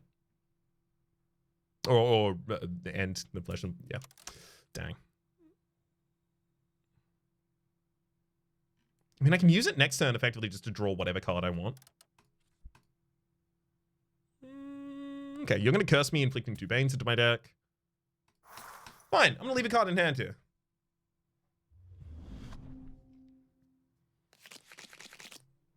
Oh, God. All right, well, it's time to go off as much as we can. Nice waiting. Oof. Redo gets back 2 cards as well. Probably want to make the enemy vulnerable if we can. Probably should have done that earlier even.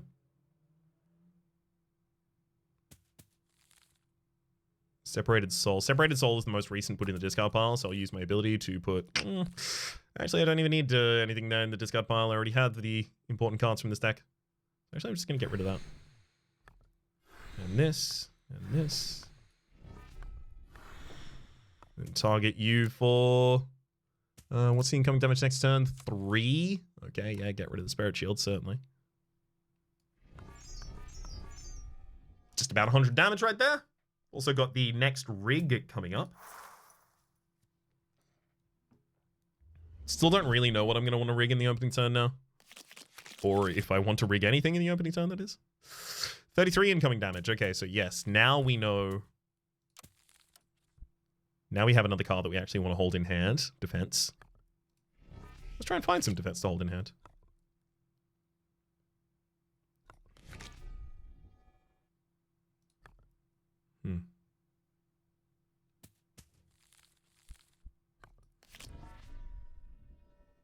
Keep up the vulnerability by not doing anything this time.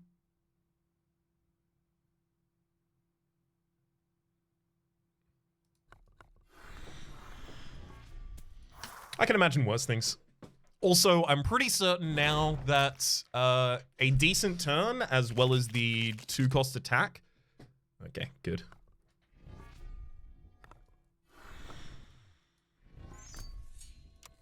That is to say that Separated Soul would have been enough. Let's drop the Spirit Shield. We'll have the kill next turn. Also, next ability card costs 0. Great. So now I really wish I could kill with this instead, but we should play as many ability cards here as we have the ability to. 1, 2, 3, 4. Bring something back and purge it, and then kill. Great. And that's just to get to my next 0 cost as far as I can. I really didn't want to have to do this. I wanted all the upgrades. I have so many cards I want to upgrade. Natural 20. Apply vulnerable 2 to all creatures. However, it's also rage 25%. I don't really mind about that. I mean, but natural 20 would be so good. Apply vulnerable to all creatures. It upgrades to apply 4 vulnerable to all creatures, I think. Yeah, it's 4. God, natural 20 would be so good in this deck. I have to go to the shrine. I have to rest.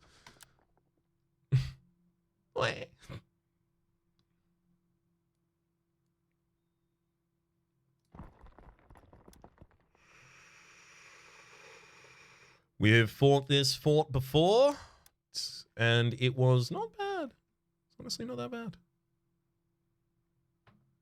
I don't think I really need too much help here.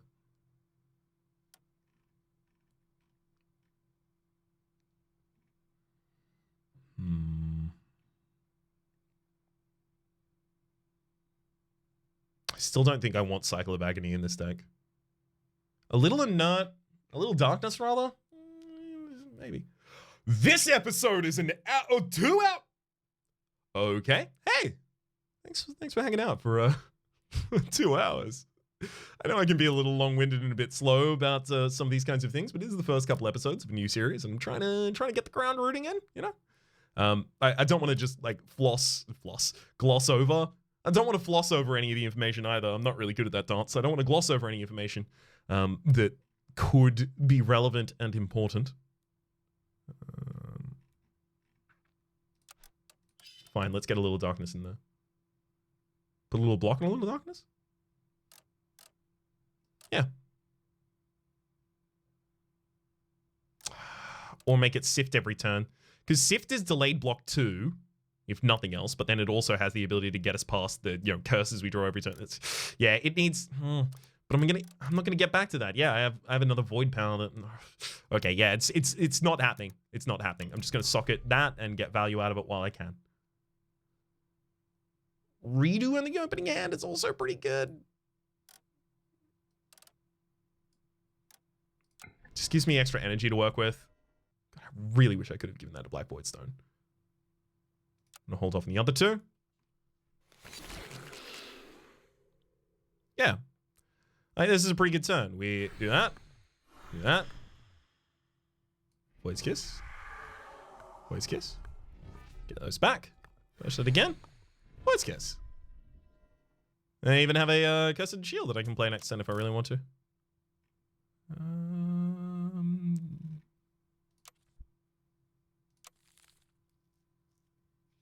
Deck just needs damage, right? I could have recursed the... Oh, I could have... if I used my ability on the first turn, I actually could have done way more there. Way more. Okay. That's my bad, but I'm going to try and approach that better in the future.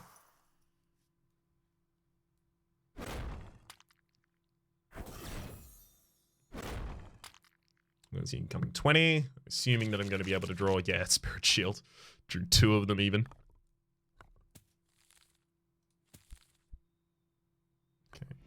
That's Spirit Shield. Then we can use Sift as well as Rinse and Repeat to draw anything into hand. We could get What Lies Waiting right now. Let's do that.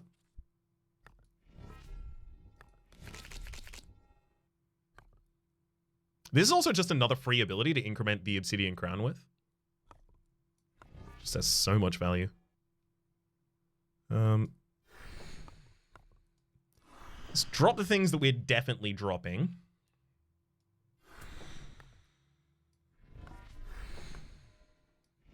It's a heck of a lot of damage to get out there on that turn.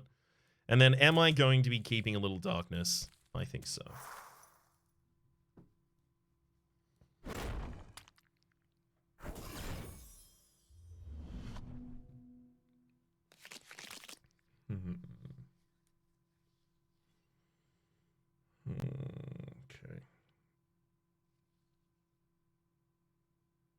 We do want to block 2 this turn.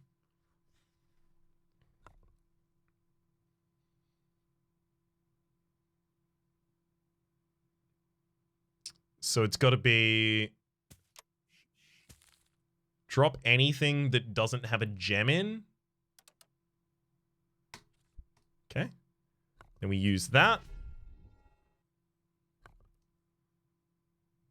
Then darkness and do that 2 times so that I actually get the effect of the gem.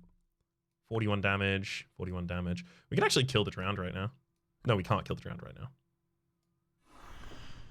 Yeah. We should probably tee them both up to die around the same time. This is Screeching, so I'm vulnerable and stunned. So it's not a taunt this turn. Incoming damage 28. The deck is just full of block all incoming damage cards effectively, so I feel pretty good about that.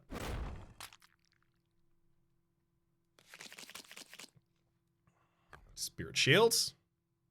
Right on cue. 46 incoming.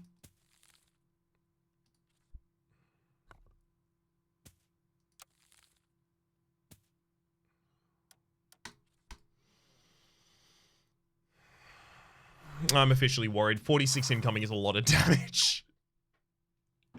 And I am getting taunted next turn, so it's not like I would have had the ability to like combo off and kill all of them. It's a lot of frenzy that Bloated has.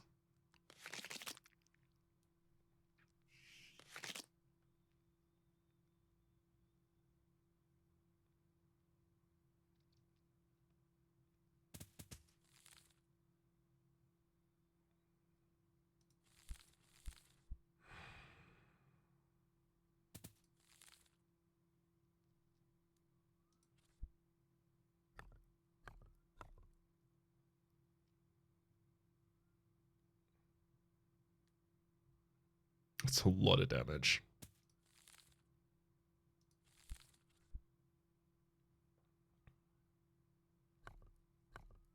Call of the Deep. Grains gives 2 AP to all creatures on the field, but I can kill after that. Literally, like, Separated Soul just kills one of them, and if I really want to slowly work on the Drowned afterwards, I can do that. I need to kill 2 in a single turn, so the Separated Soul is part of killing the second one in that same turn. Only problem is I have 54 incoming next turn as well, which is...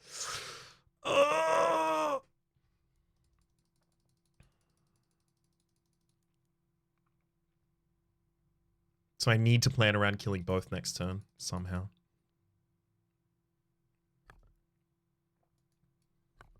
$62, we can recur that, purge these 2, and then kill, and then we take 41 damage. And then next turn...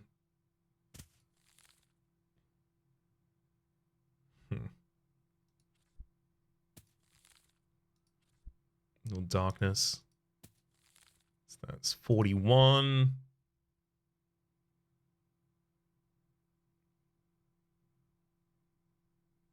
I think we do need to kill the Deep this turn.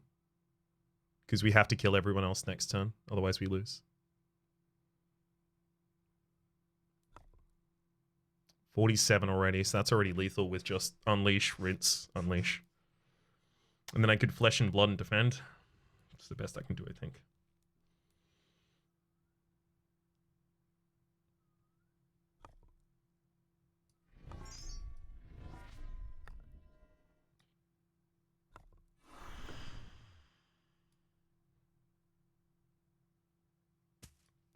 I don't know how I screwed that up as badly as I just did. I should have done that first.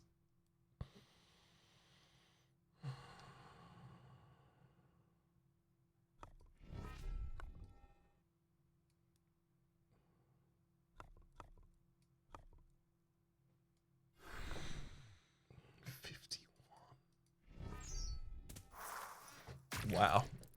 The misordering there. I misordered hard.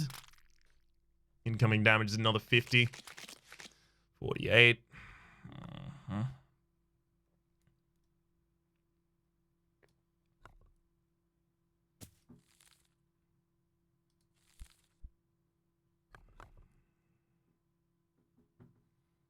Where can we find enough defense?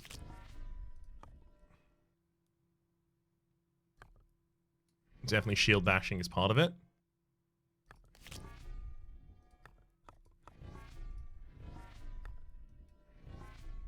$13 incoming damage after all of that, and we die. Okay, I am going to restart this fight. Why?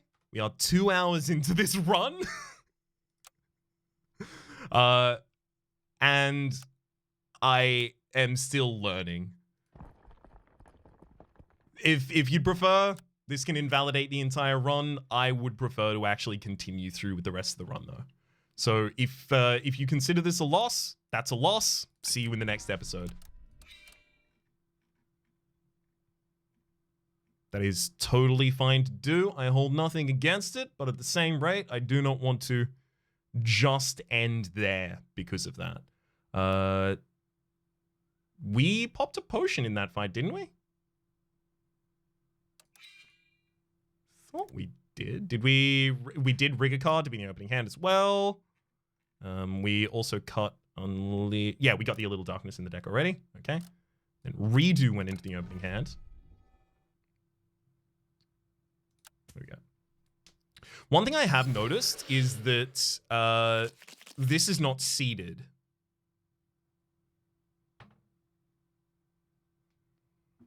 So our opening hand could have been different. Let's Void Kiss. Purge Flesh and Blood definitely, and then Void Kiss as well. We can get another card in the discard pile right now. Actually, maybe we want to do that. Yeah. Okay. We'll put the What Lies Waiting there, and then we're gonna redo, and we pull back the Flesh and Blood and the Cursed Shield. We play those two. We then play the What Lies Waiting, giving us the ability to play the Void's Kiss for free thereafter. The discard pile literally just has a Flesh and Blood in it at the moment, so we'll purge a probably keep a Cursed Shield, I imagine. Purge a Darkness in order to get back.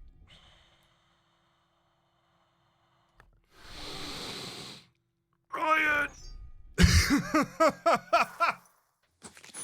Riot! It's fine. It's fine. I knew that was gonna happen. This is intended.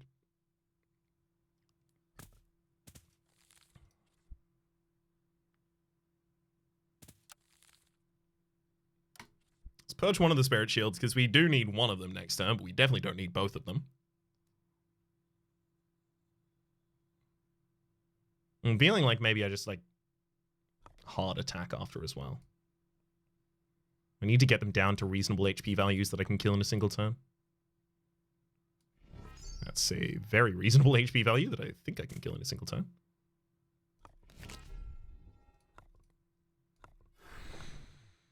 I also get overcharged at the end of this turn as a result of expending all of my energy. You're going to be taunting, so I can't kill... I wouldn't be able to even attack the Drowned next turn. Increases its frenzy by 1 and then attacks.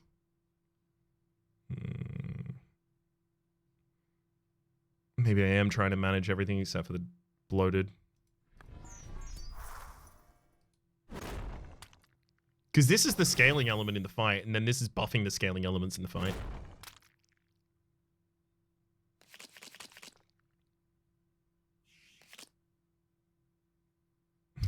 Nice to see Flesh and Blood there. Let's get a little dark. Get rid of Flesh and Blood. Play the Spirit Shield for 0. I'll even Cursed my way past the Separated Soul and then go for another damage.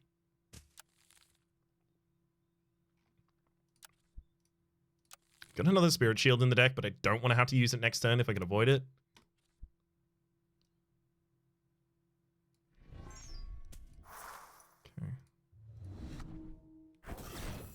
So hopefully we can. That is, avoid it.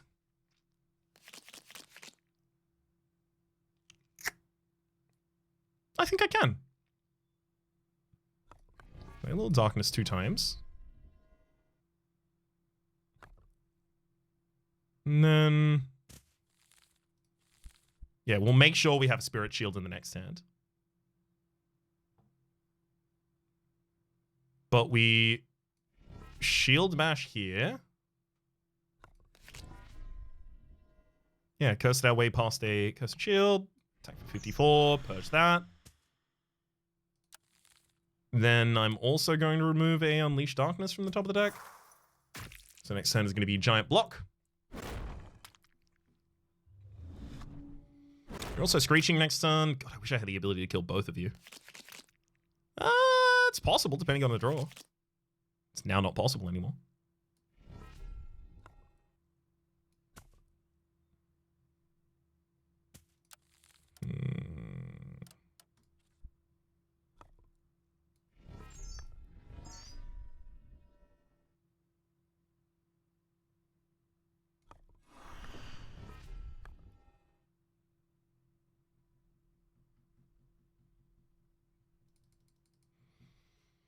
Hmm. 14 next turn. Just use a single Cursed Shield, already be hard blocked. I'm almost certainly drawing one.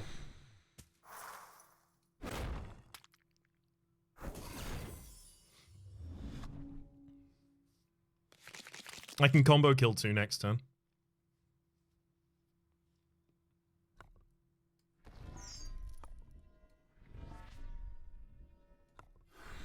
Separated Soul was already a kill on the Bloated, but I literally just need 1 more damage to kill the other one.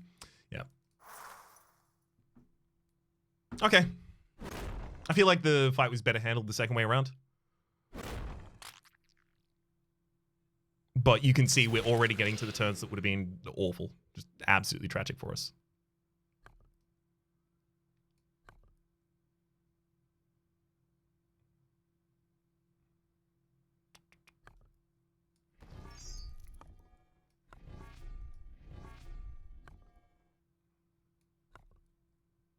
Oh, God. I mean, I do need to kill both of them on the same turn.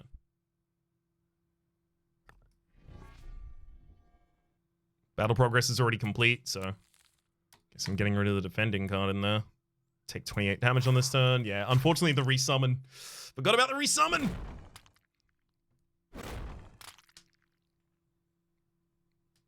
Please draw enough to kill. That's already lethal. And, oh my god, we have exactly enough. Woo! Alright, we get our upgrade point. We run away from that fight. Let's definitely make the a little darkness, get an extra point of corruption. Scaling is good. Yeah, duping cards is nice, but the Soul Collector is very nice. Oh, we could have had so much better stuff in here. Hand Mirror. Every time you play a block card, gain 4 delayed block. How often do we play a block card? I mean, 4 delayed block is nice. If you are below 35% HP at the start of your turn, apply 1 slow to all enemies. That's very good. It just means no frenzy from my enemies while we're slow. I like the idea of like Frozen Sphere and Voodoo Doll and just like defending. Draw potion pack. Ooh, get a draw potion from that. Yellow Void Send from a block. Each time you play a block card. And I do play a fair few block cards. I should probably take the Hand Mirror. I can take the Hand Mirror and the Frozen and the Voodoo. In fact, I'll take all of them then. Feel like that was definitely worth it. Blood Hive. So it's when you target the Blood Hive with an attack, it gives buffs to all of its friendlies. So we don't do that, though. So I feel like we should be okay. Maybe that's a daft thing to think.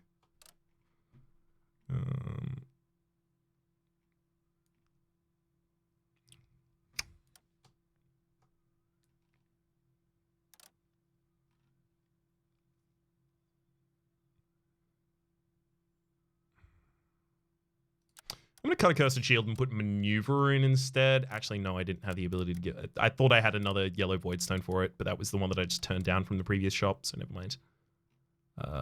What's the card that I just took out? Whoops. Reduce your threat to 0. Expel, Purge, block 5. Ice Wall probably should have been in this deck ages ago. Purge, block 10 on the upgrade.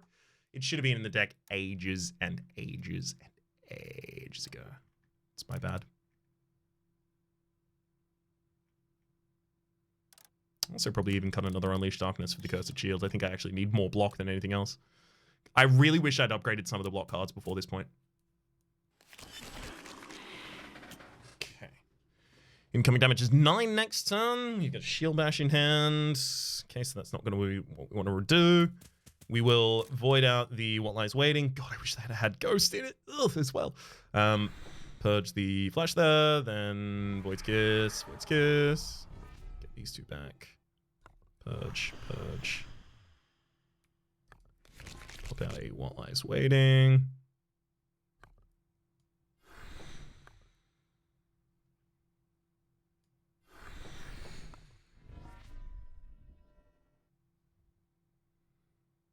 I mean, I am slowing every enemy every turn. And they're all weak starting off. So yeah, like their incoming damage is tiny as a result. Every attack card placed against the Bloodhive will increase all minions AP by 1. Every attack card placed against this creature will increase Fortitude 2 to the Bloodhive. Each of these only gives us 1% on the kill, so we definitely have to target the Bloodhive main, but we target these to kill them when they get too buff. Although that doesn't look like it's really a threat that we need to worry about right now. Especially while they can't frenzy.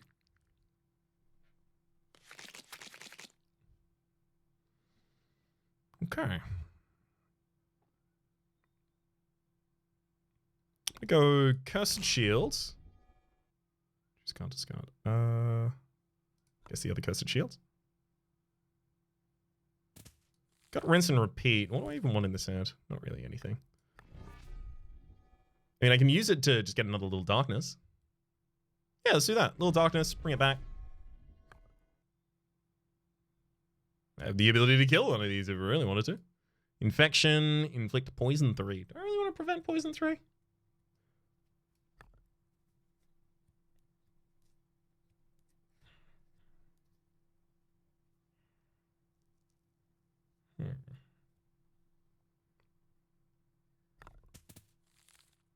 Not desperately.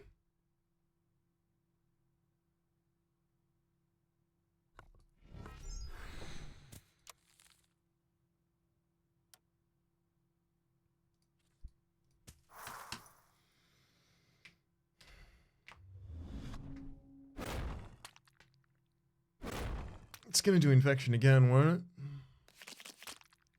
Yeah, it is. Okay, so it's just going to continually try and stack poison on us.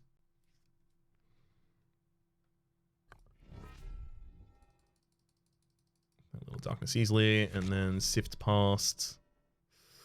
But I want to cast that Unleash Darkness. And I should. Incoming is 18, so I'm probably going to want a Spirit Shield in there. Probably don't need another Cursed Shield, though.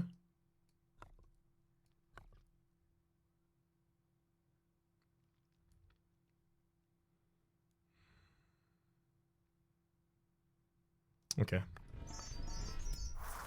Damage has to start. Maybe I should have taken the Vulnerability spell. Yeah, Ice Wall Purge is here. Good enough for us. Purge it. I can even bring it back and purge it again if I really wanted to. Although I already have my full block.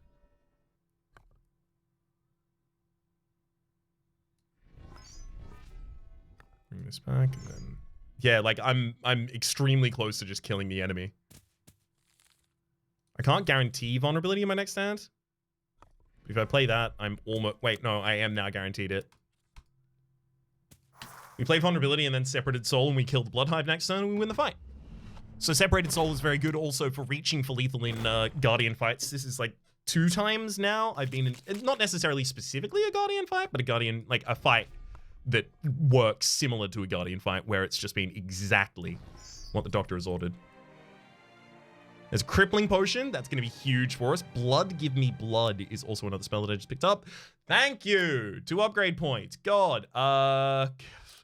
I can't not. Okay, Ice Wall needs the upgrade. Now, is it just... It's just to defend, right? It's 4 extra damage, 4 extra block rather, and a corruption that we pick up. It's a lot.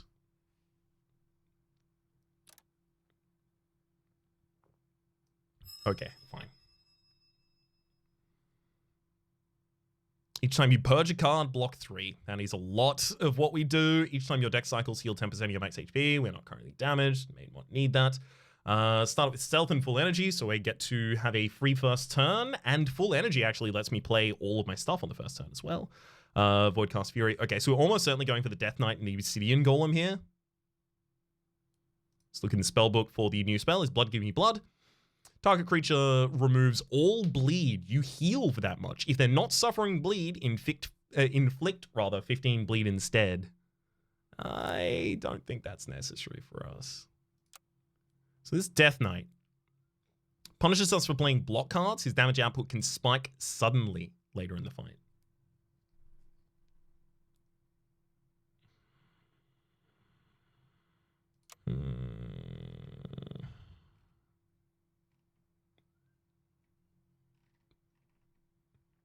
I'm going to cut another Unleash Darkness for an enough. Actually, no. For a Spirit Shield.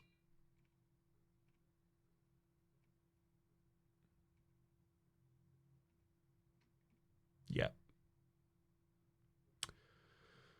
Do I want to use any of the potions? Strength Potion doesn't really do anything for us, and Crippling Potion should almost certainly be used in the last fight. Don't hurt me. That's a lot of health.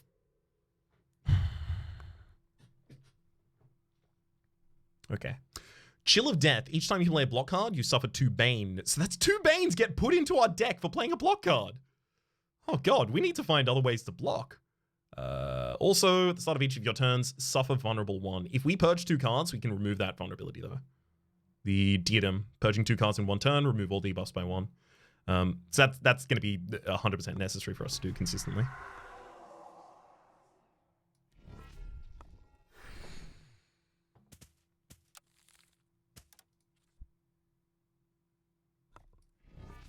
Pull back those right 2-1s. This card doesn't count as a block card because it doesn't have the word block on it. It's Ability, Swift, and Daughter. It's Swift as well. I wonder if I could... It'd be interesting to see if I could splash combo into this build somehow. I don't know what cards would give me combo because most of the cards that give you combo are specifically cards for the hidden, but interesting. Okay. So, Wall Darkness. Definitely purge the Ice Wall. And the Separated Soul. Throw it Void's Kiss. 28 damage. I mean, look, I need to start doing damage at some point. Also, this is good. This is gonna get his block that we can just have.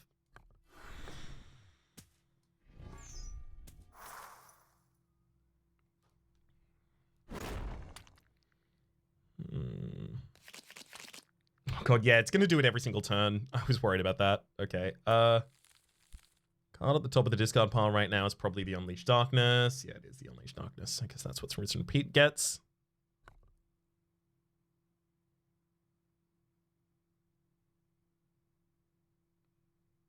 I don't want to spend the Spirit Shields because I worry that if I spend them, I'm already going to lose.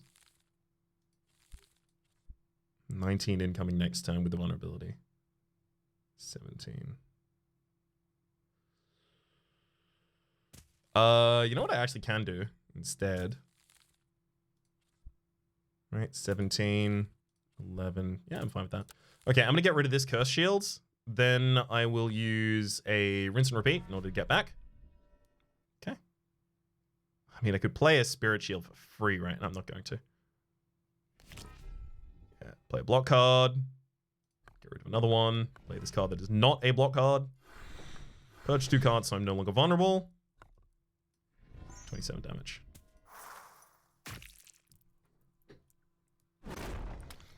I've got to keep an eye on his intent. Shielded Bone, here it is. It is, will increase its AP by 2, then gain Shielded Bone 5. When you target this creature with an attack card, don't do that, it's fine.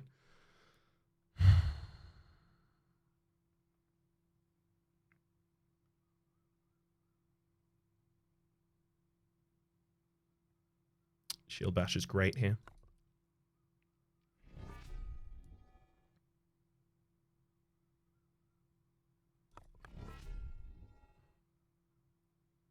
It's so unfortunate that the rest of this turn is so bad.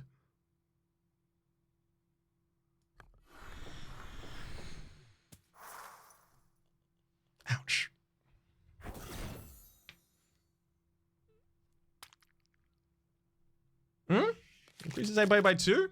Excuse me? AP is increased by 7, I think. That's a couple numbers from 2.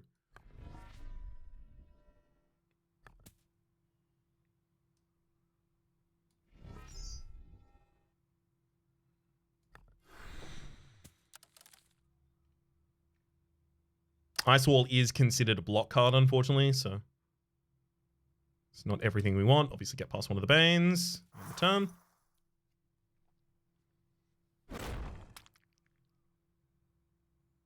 Okay.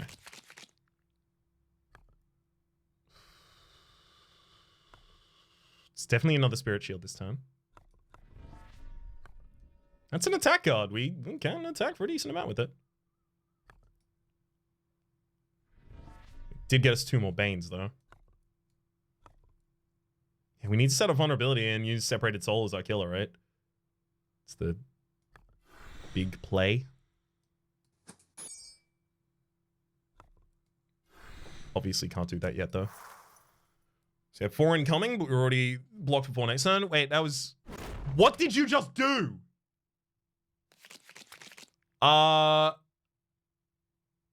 It just doubled its damage. God.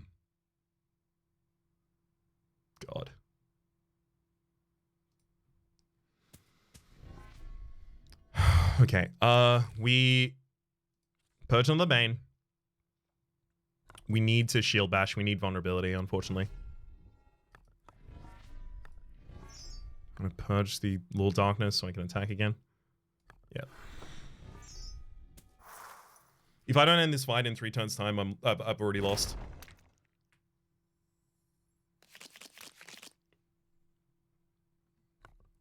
See, extra Spirit Shields.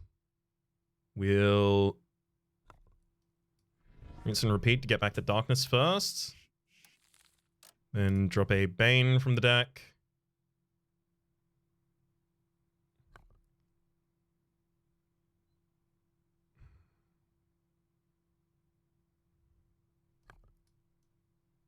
Four incoming damage next turn.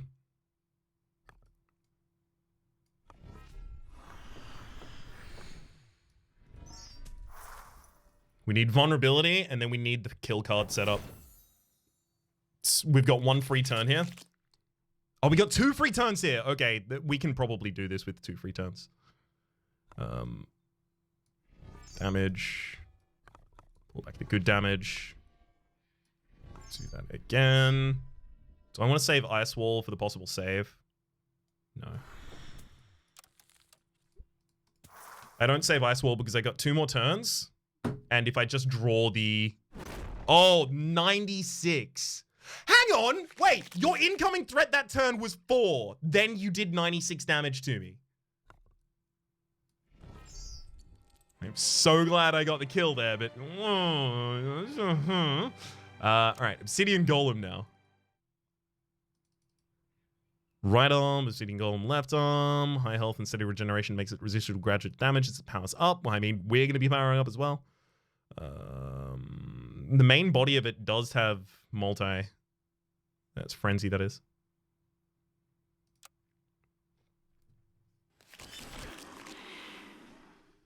Okay. So we'll start with the Void's Kiss. Purge Flesh and Blood. Use a... So wait, it's the 8th ability card. Cost less? Okay, cool. So, Heal Lies Waiting.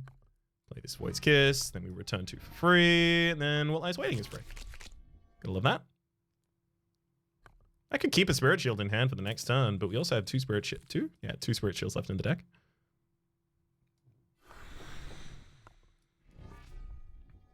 So we're almost certainly not going to. Flesh and Blood, rinse and repeat, Flesh and Blood.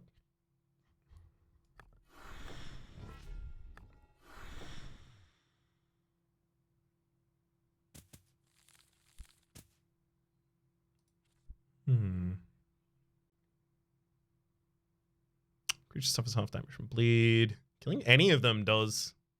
Interesting. Green Voidstone inflicts Haunted and Hex 1. Should I kill one of the creeps first? Void stones don't trigger while haunted. I don't want to be haunted. But do I rely on my void stones? Not really. And the damage the left arm does is actually kind of minor. But it's probably going to end up getting buffed by the obsidian golem. Makes sense.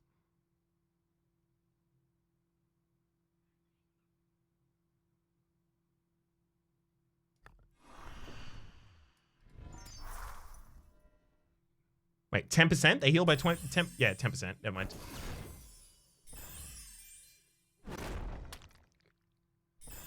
Yeah, that incoming damage didn't really do much because of that. Maybe I should have just made them vulnerable.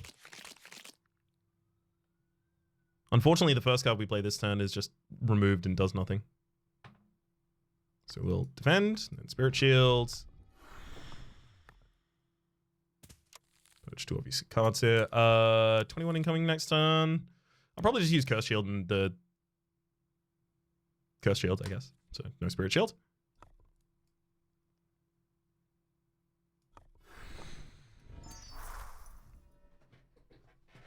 I've also got to remember to purge 2 cards at the start of each turn, basically. Just get rid of all of our debuffs. Can't believe I forgot about that.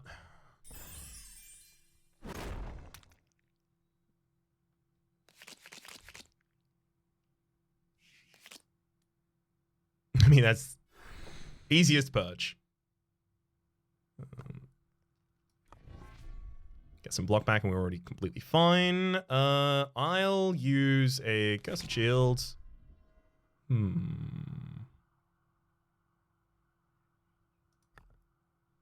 Double damage here?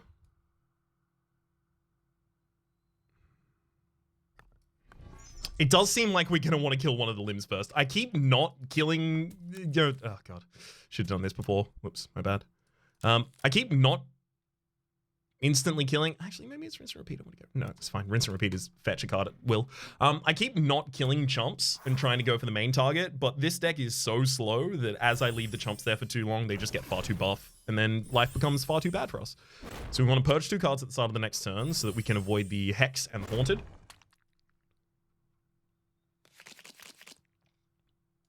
Easy purge, easy purge.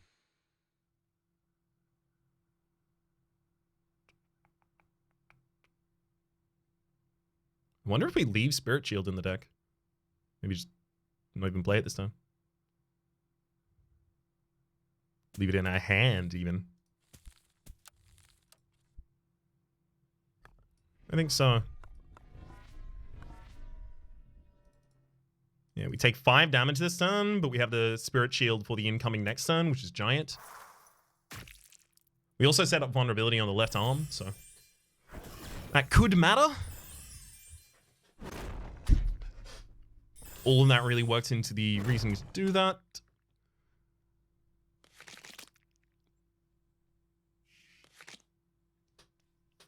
Okay, we drew decent damage, I guess. Let's play the Spirit Shields. Purge these 2 cards. Unleash Darkness. And then what do I even want to purge and then get back? Just like another Unleash Darkness? Sure. Turn that and then cast it again. Left arm goes down next turn. Obsidian Golem is buffing itself, though, significantly more than it's buffing the left arm, so...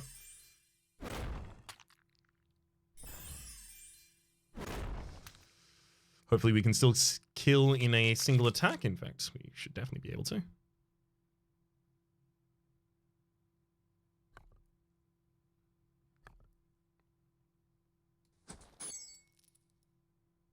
Hmm. 10, 7... I really want to Ice Wall this turn. Feels like there's going to be better turns to Ice Wall. Oh, so we get to make you all vulnerable. Let me discard that for another corruption. Remove a... So next turn, 30 incoming. Maybe we need that Spirit Shield. We definitely don't need that, though. And now I think we need to start going for the Obsidian Golem in the midline. The negatives that the right hand inflicts to us are so minor. At least so minor compared to what we were already capable of. Flesh and blood. Ooh, flesh and blood and recurse it as well. That's not bad.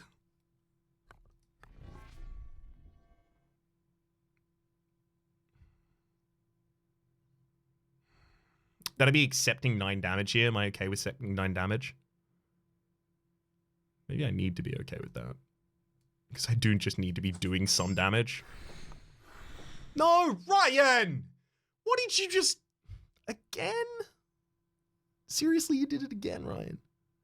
The right arm does no damage, so here's what I'm going to do, I think, then. I'm going to Separated Soul, I'm going to pull that back, I'm going to use that for lethal. It's not enough yet.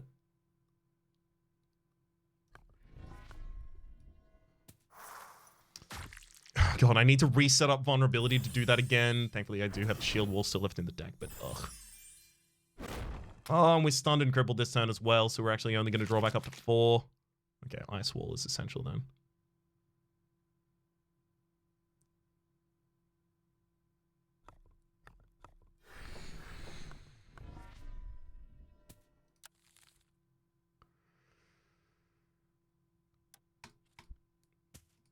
Stop. Stop attack. Please stop attack me.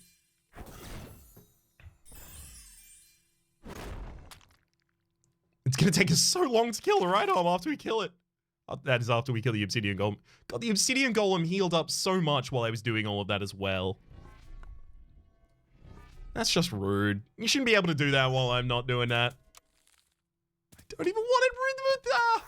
Look at the top of the discard pile constantly. Unfortunately, there's no hotkey as well as I know, at least for looking at that. Oh, wait, no, there is a hotkey for the deck, and that is D. Cool. Okay, cool. Now I know and will remember that forever. So there are hotkeys in this game. It's just I don't know them. 297, that's the kill. Oh, okay, so that was a Guardian. Okay, so, well, I think I still like that I killed the other hand first. Is there... No. Wait, what? You can... I could actually get more? Guardians defeated? 4 stand before you. Each will grant you a unique blessing. Huh. I thought you could only fight as fight 2. That's interesting. We can fight an extra one. I'm not going to. None of those really provide me a benefit.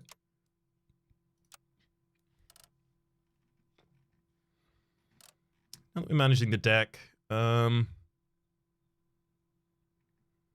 mean, like, I guess Purple Voidstone goes in Void Kiss, so we get more on the opening turn.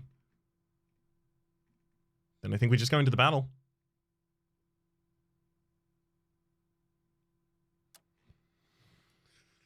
The enemy has so much HP. I'm pretty scared. Let's get the 2 potions and go in. This is a combination of 2.5 hours of straight work as well, so I'm really hopeful this goes well. Okay. Kiss him.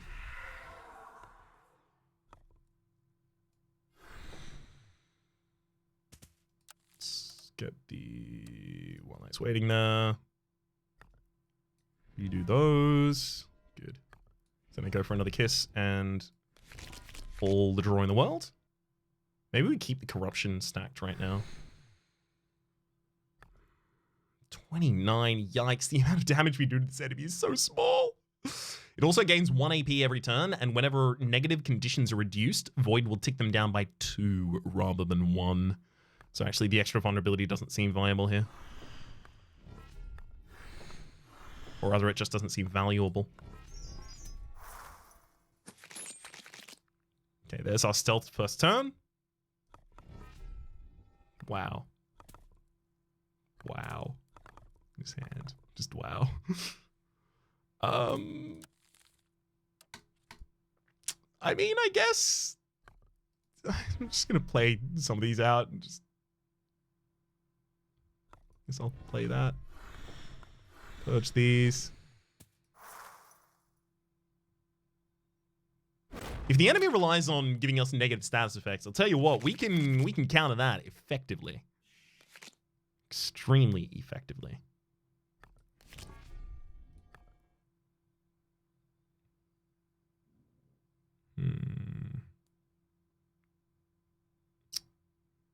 Not really going to be able to make the enemy vulnerable, so sure. Just unleash, repeat.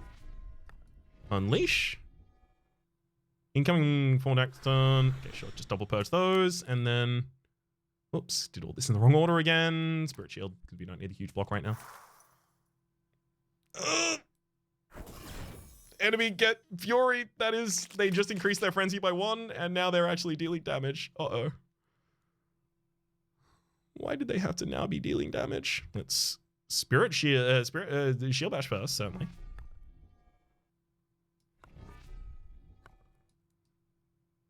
$63 damage. Could be a lot worse.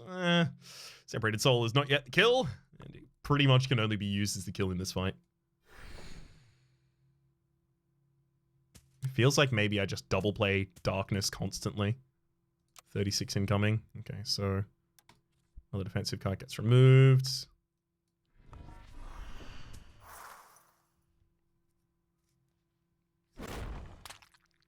Fine. Happy to use my first Spirit against this.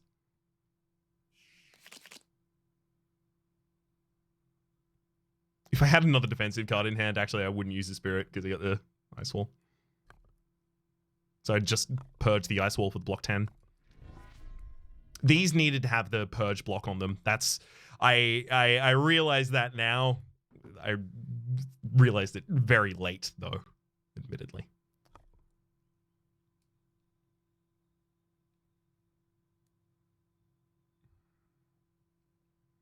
I think I have to hold this Spirit Shield in hand for the next turn as well, though.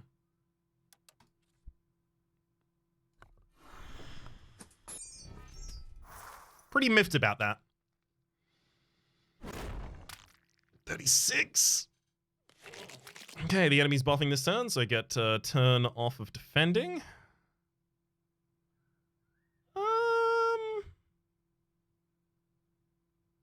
I need to save some Spirit Shields, I think.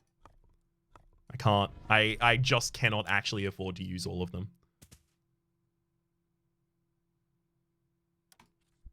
So instead, I think I accept the 11 damage this turn.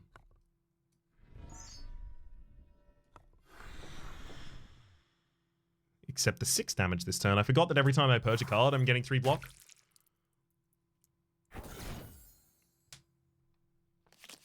God, if only I had more draw.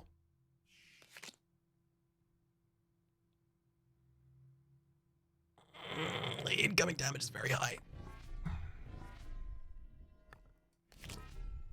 Ooh, okay, I'll make you vulnerable, and then... Actually, I'm going to get rid of the biggest damage card there. Pull that back. Cast it. We're getting somewhere. It's just we're also losing all of our defensive cards while we do it. So...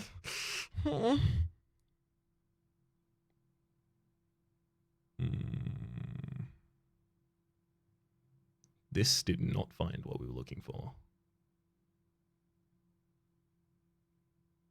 Ice Wall's better next turn. There's 2 Spirit Shields in there. Okay, I purge that and then discard. Play the Spirit Shields. I guess. Flesh and Blood, right? Purge of Darkness and then hold on to the Ice Wall for the next turn.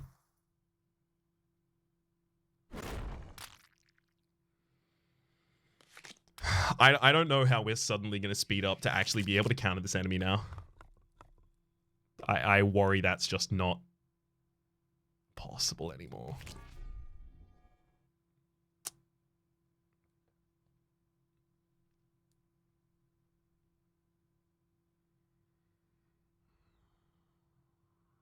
I think I just block naturally.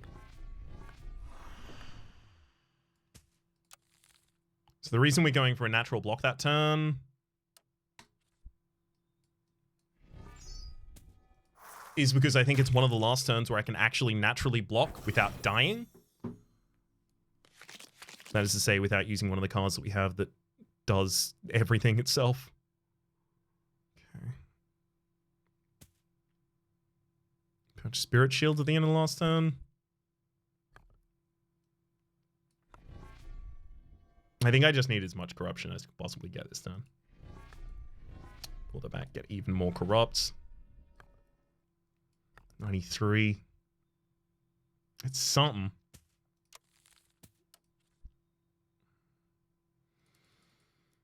I think knowing how much HP the enemy had, I needed to give vulnerability constantly here. God, yeah. Also, it purges 2 vulnerability at the same time, so it's real rough. Flesh and blood. Purge and hold. Wait, why am I holding separated soul? Ryan. It's not useful yet. You can't use that until you win.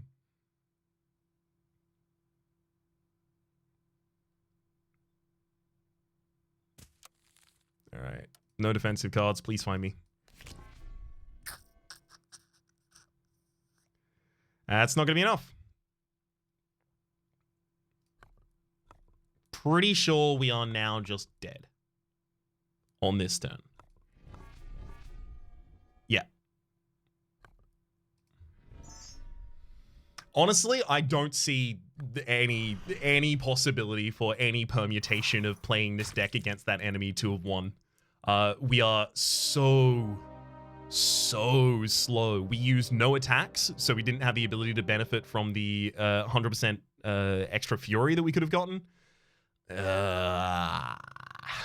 Rough. Obviously, we're going to have to start considering how we're going to counter the void during our runs, but here at the start, obviously, I'm not really building for the void because I don't understand them as well as I understand the rest. All right.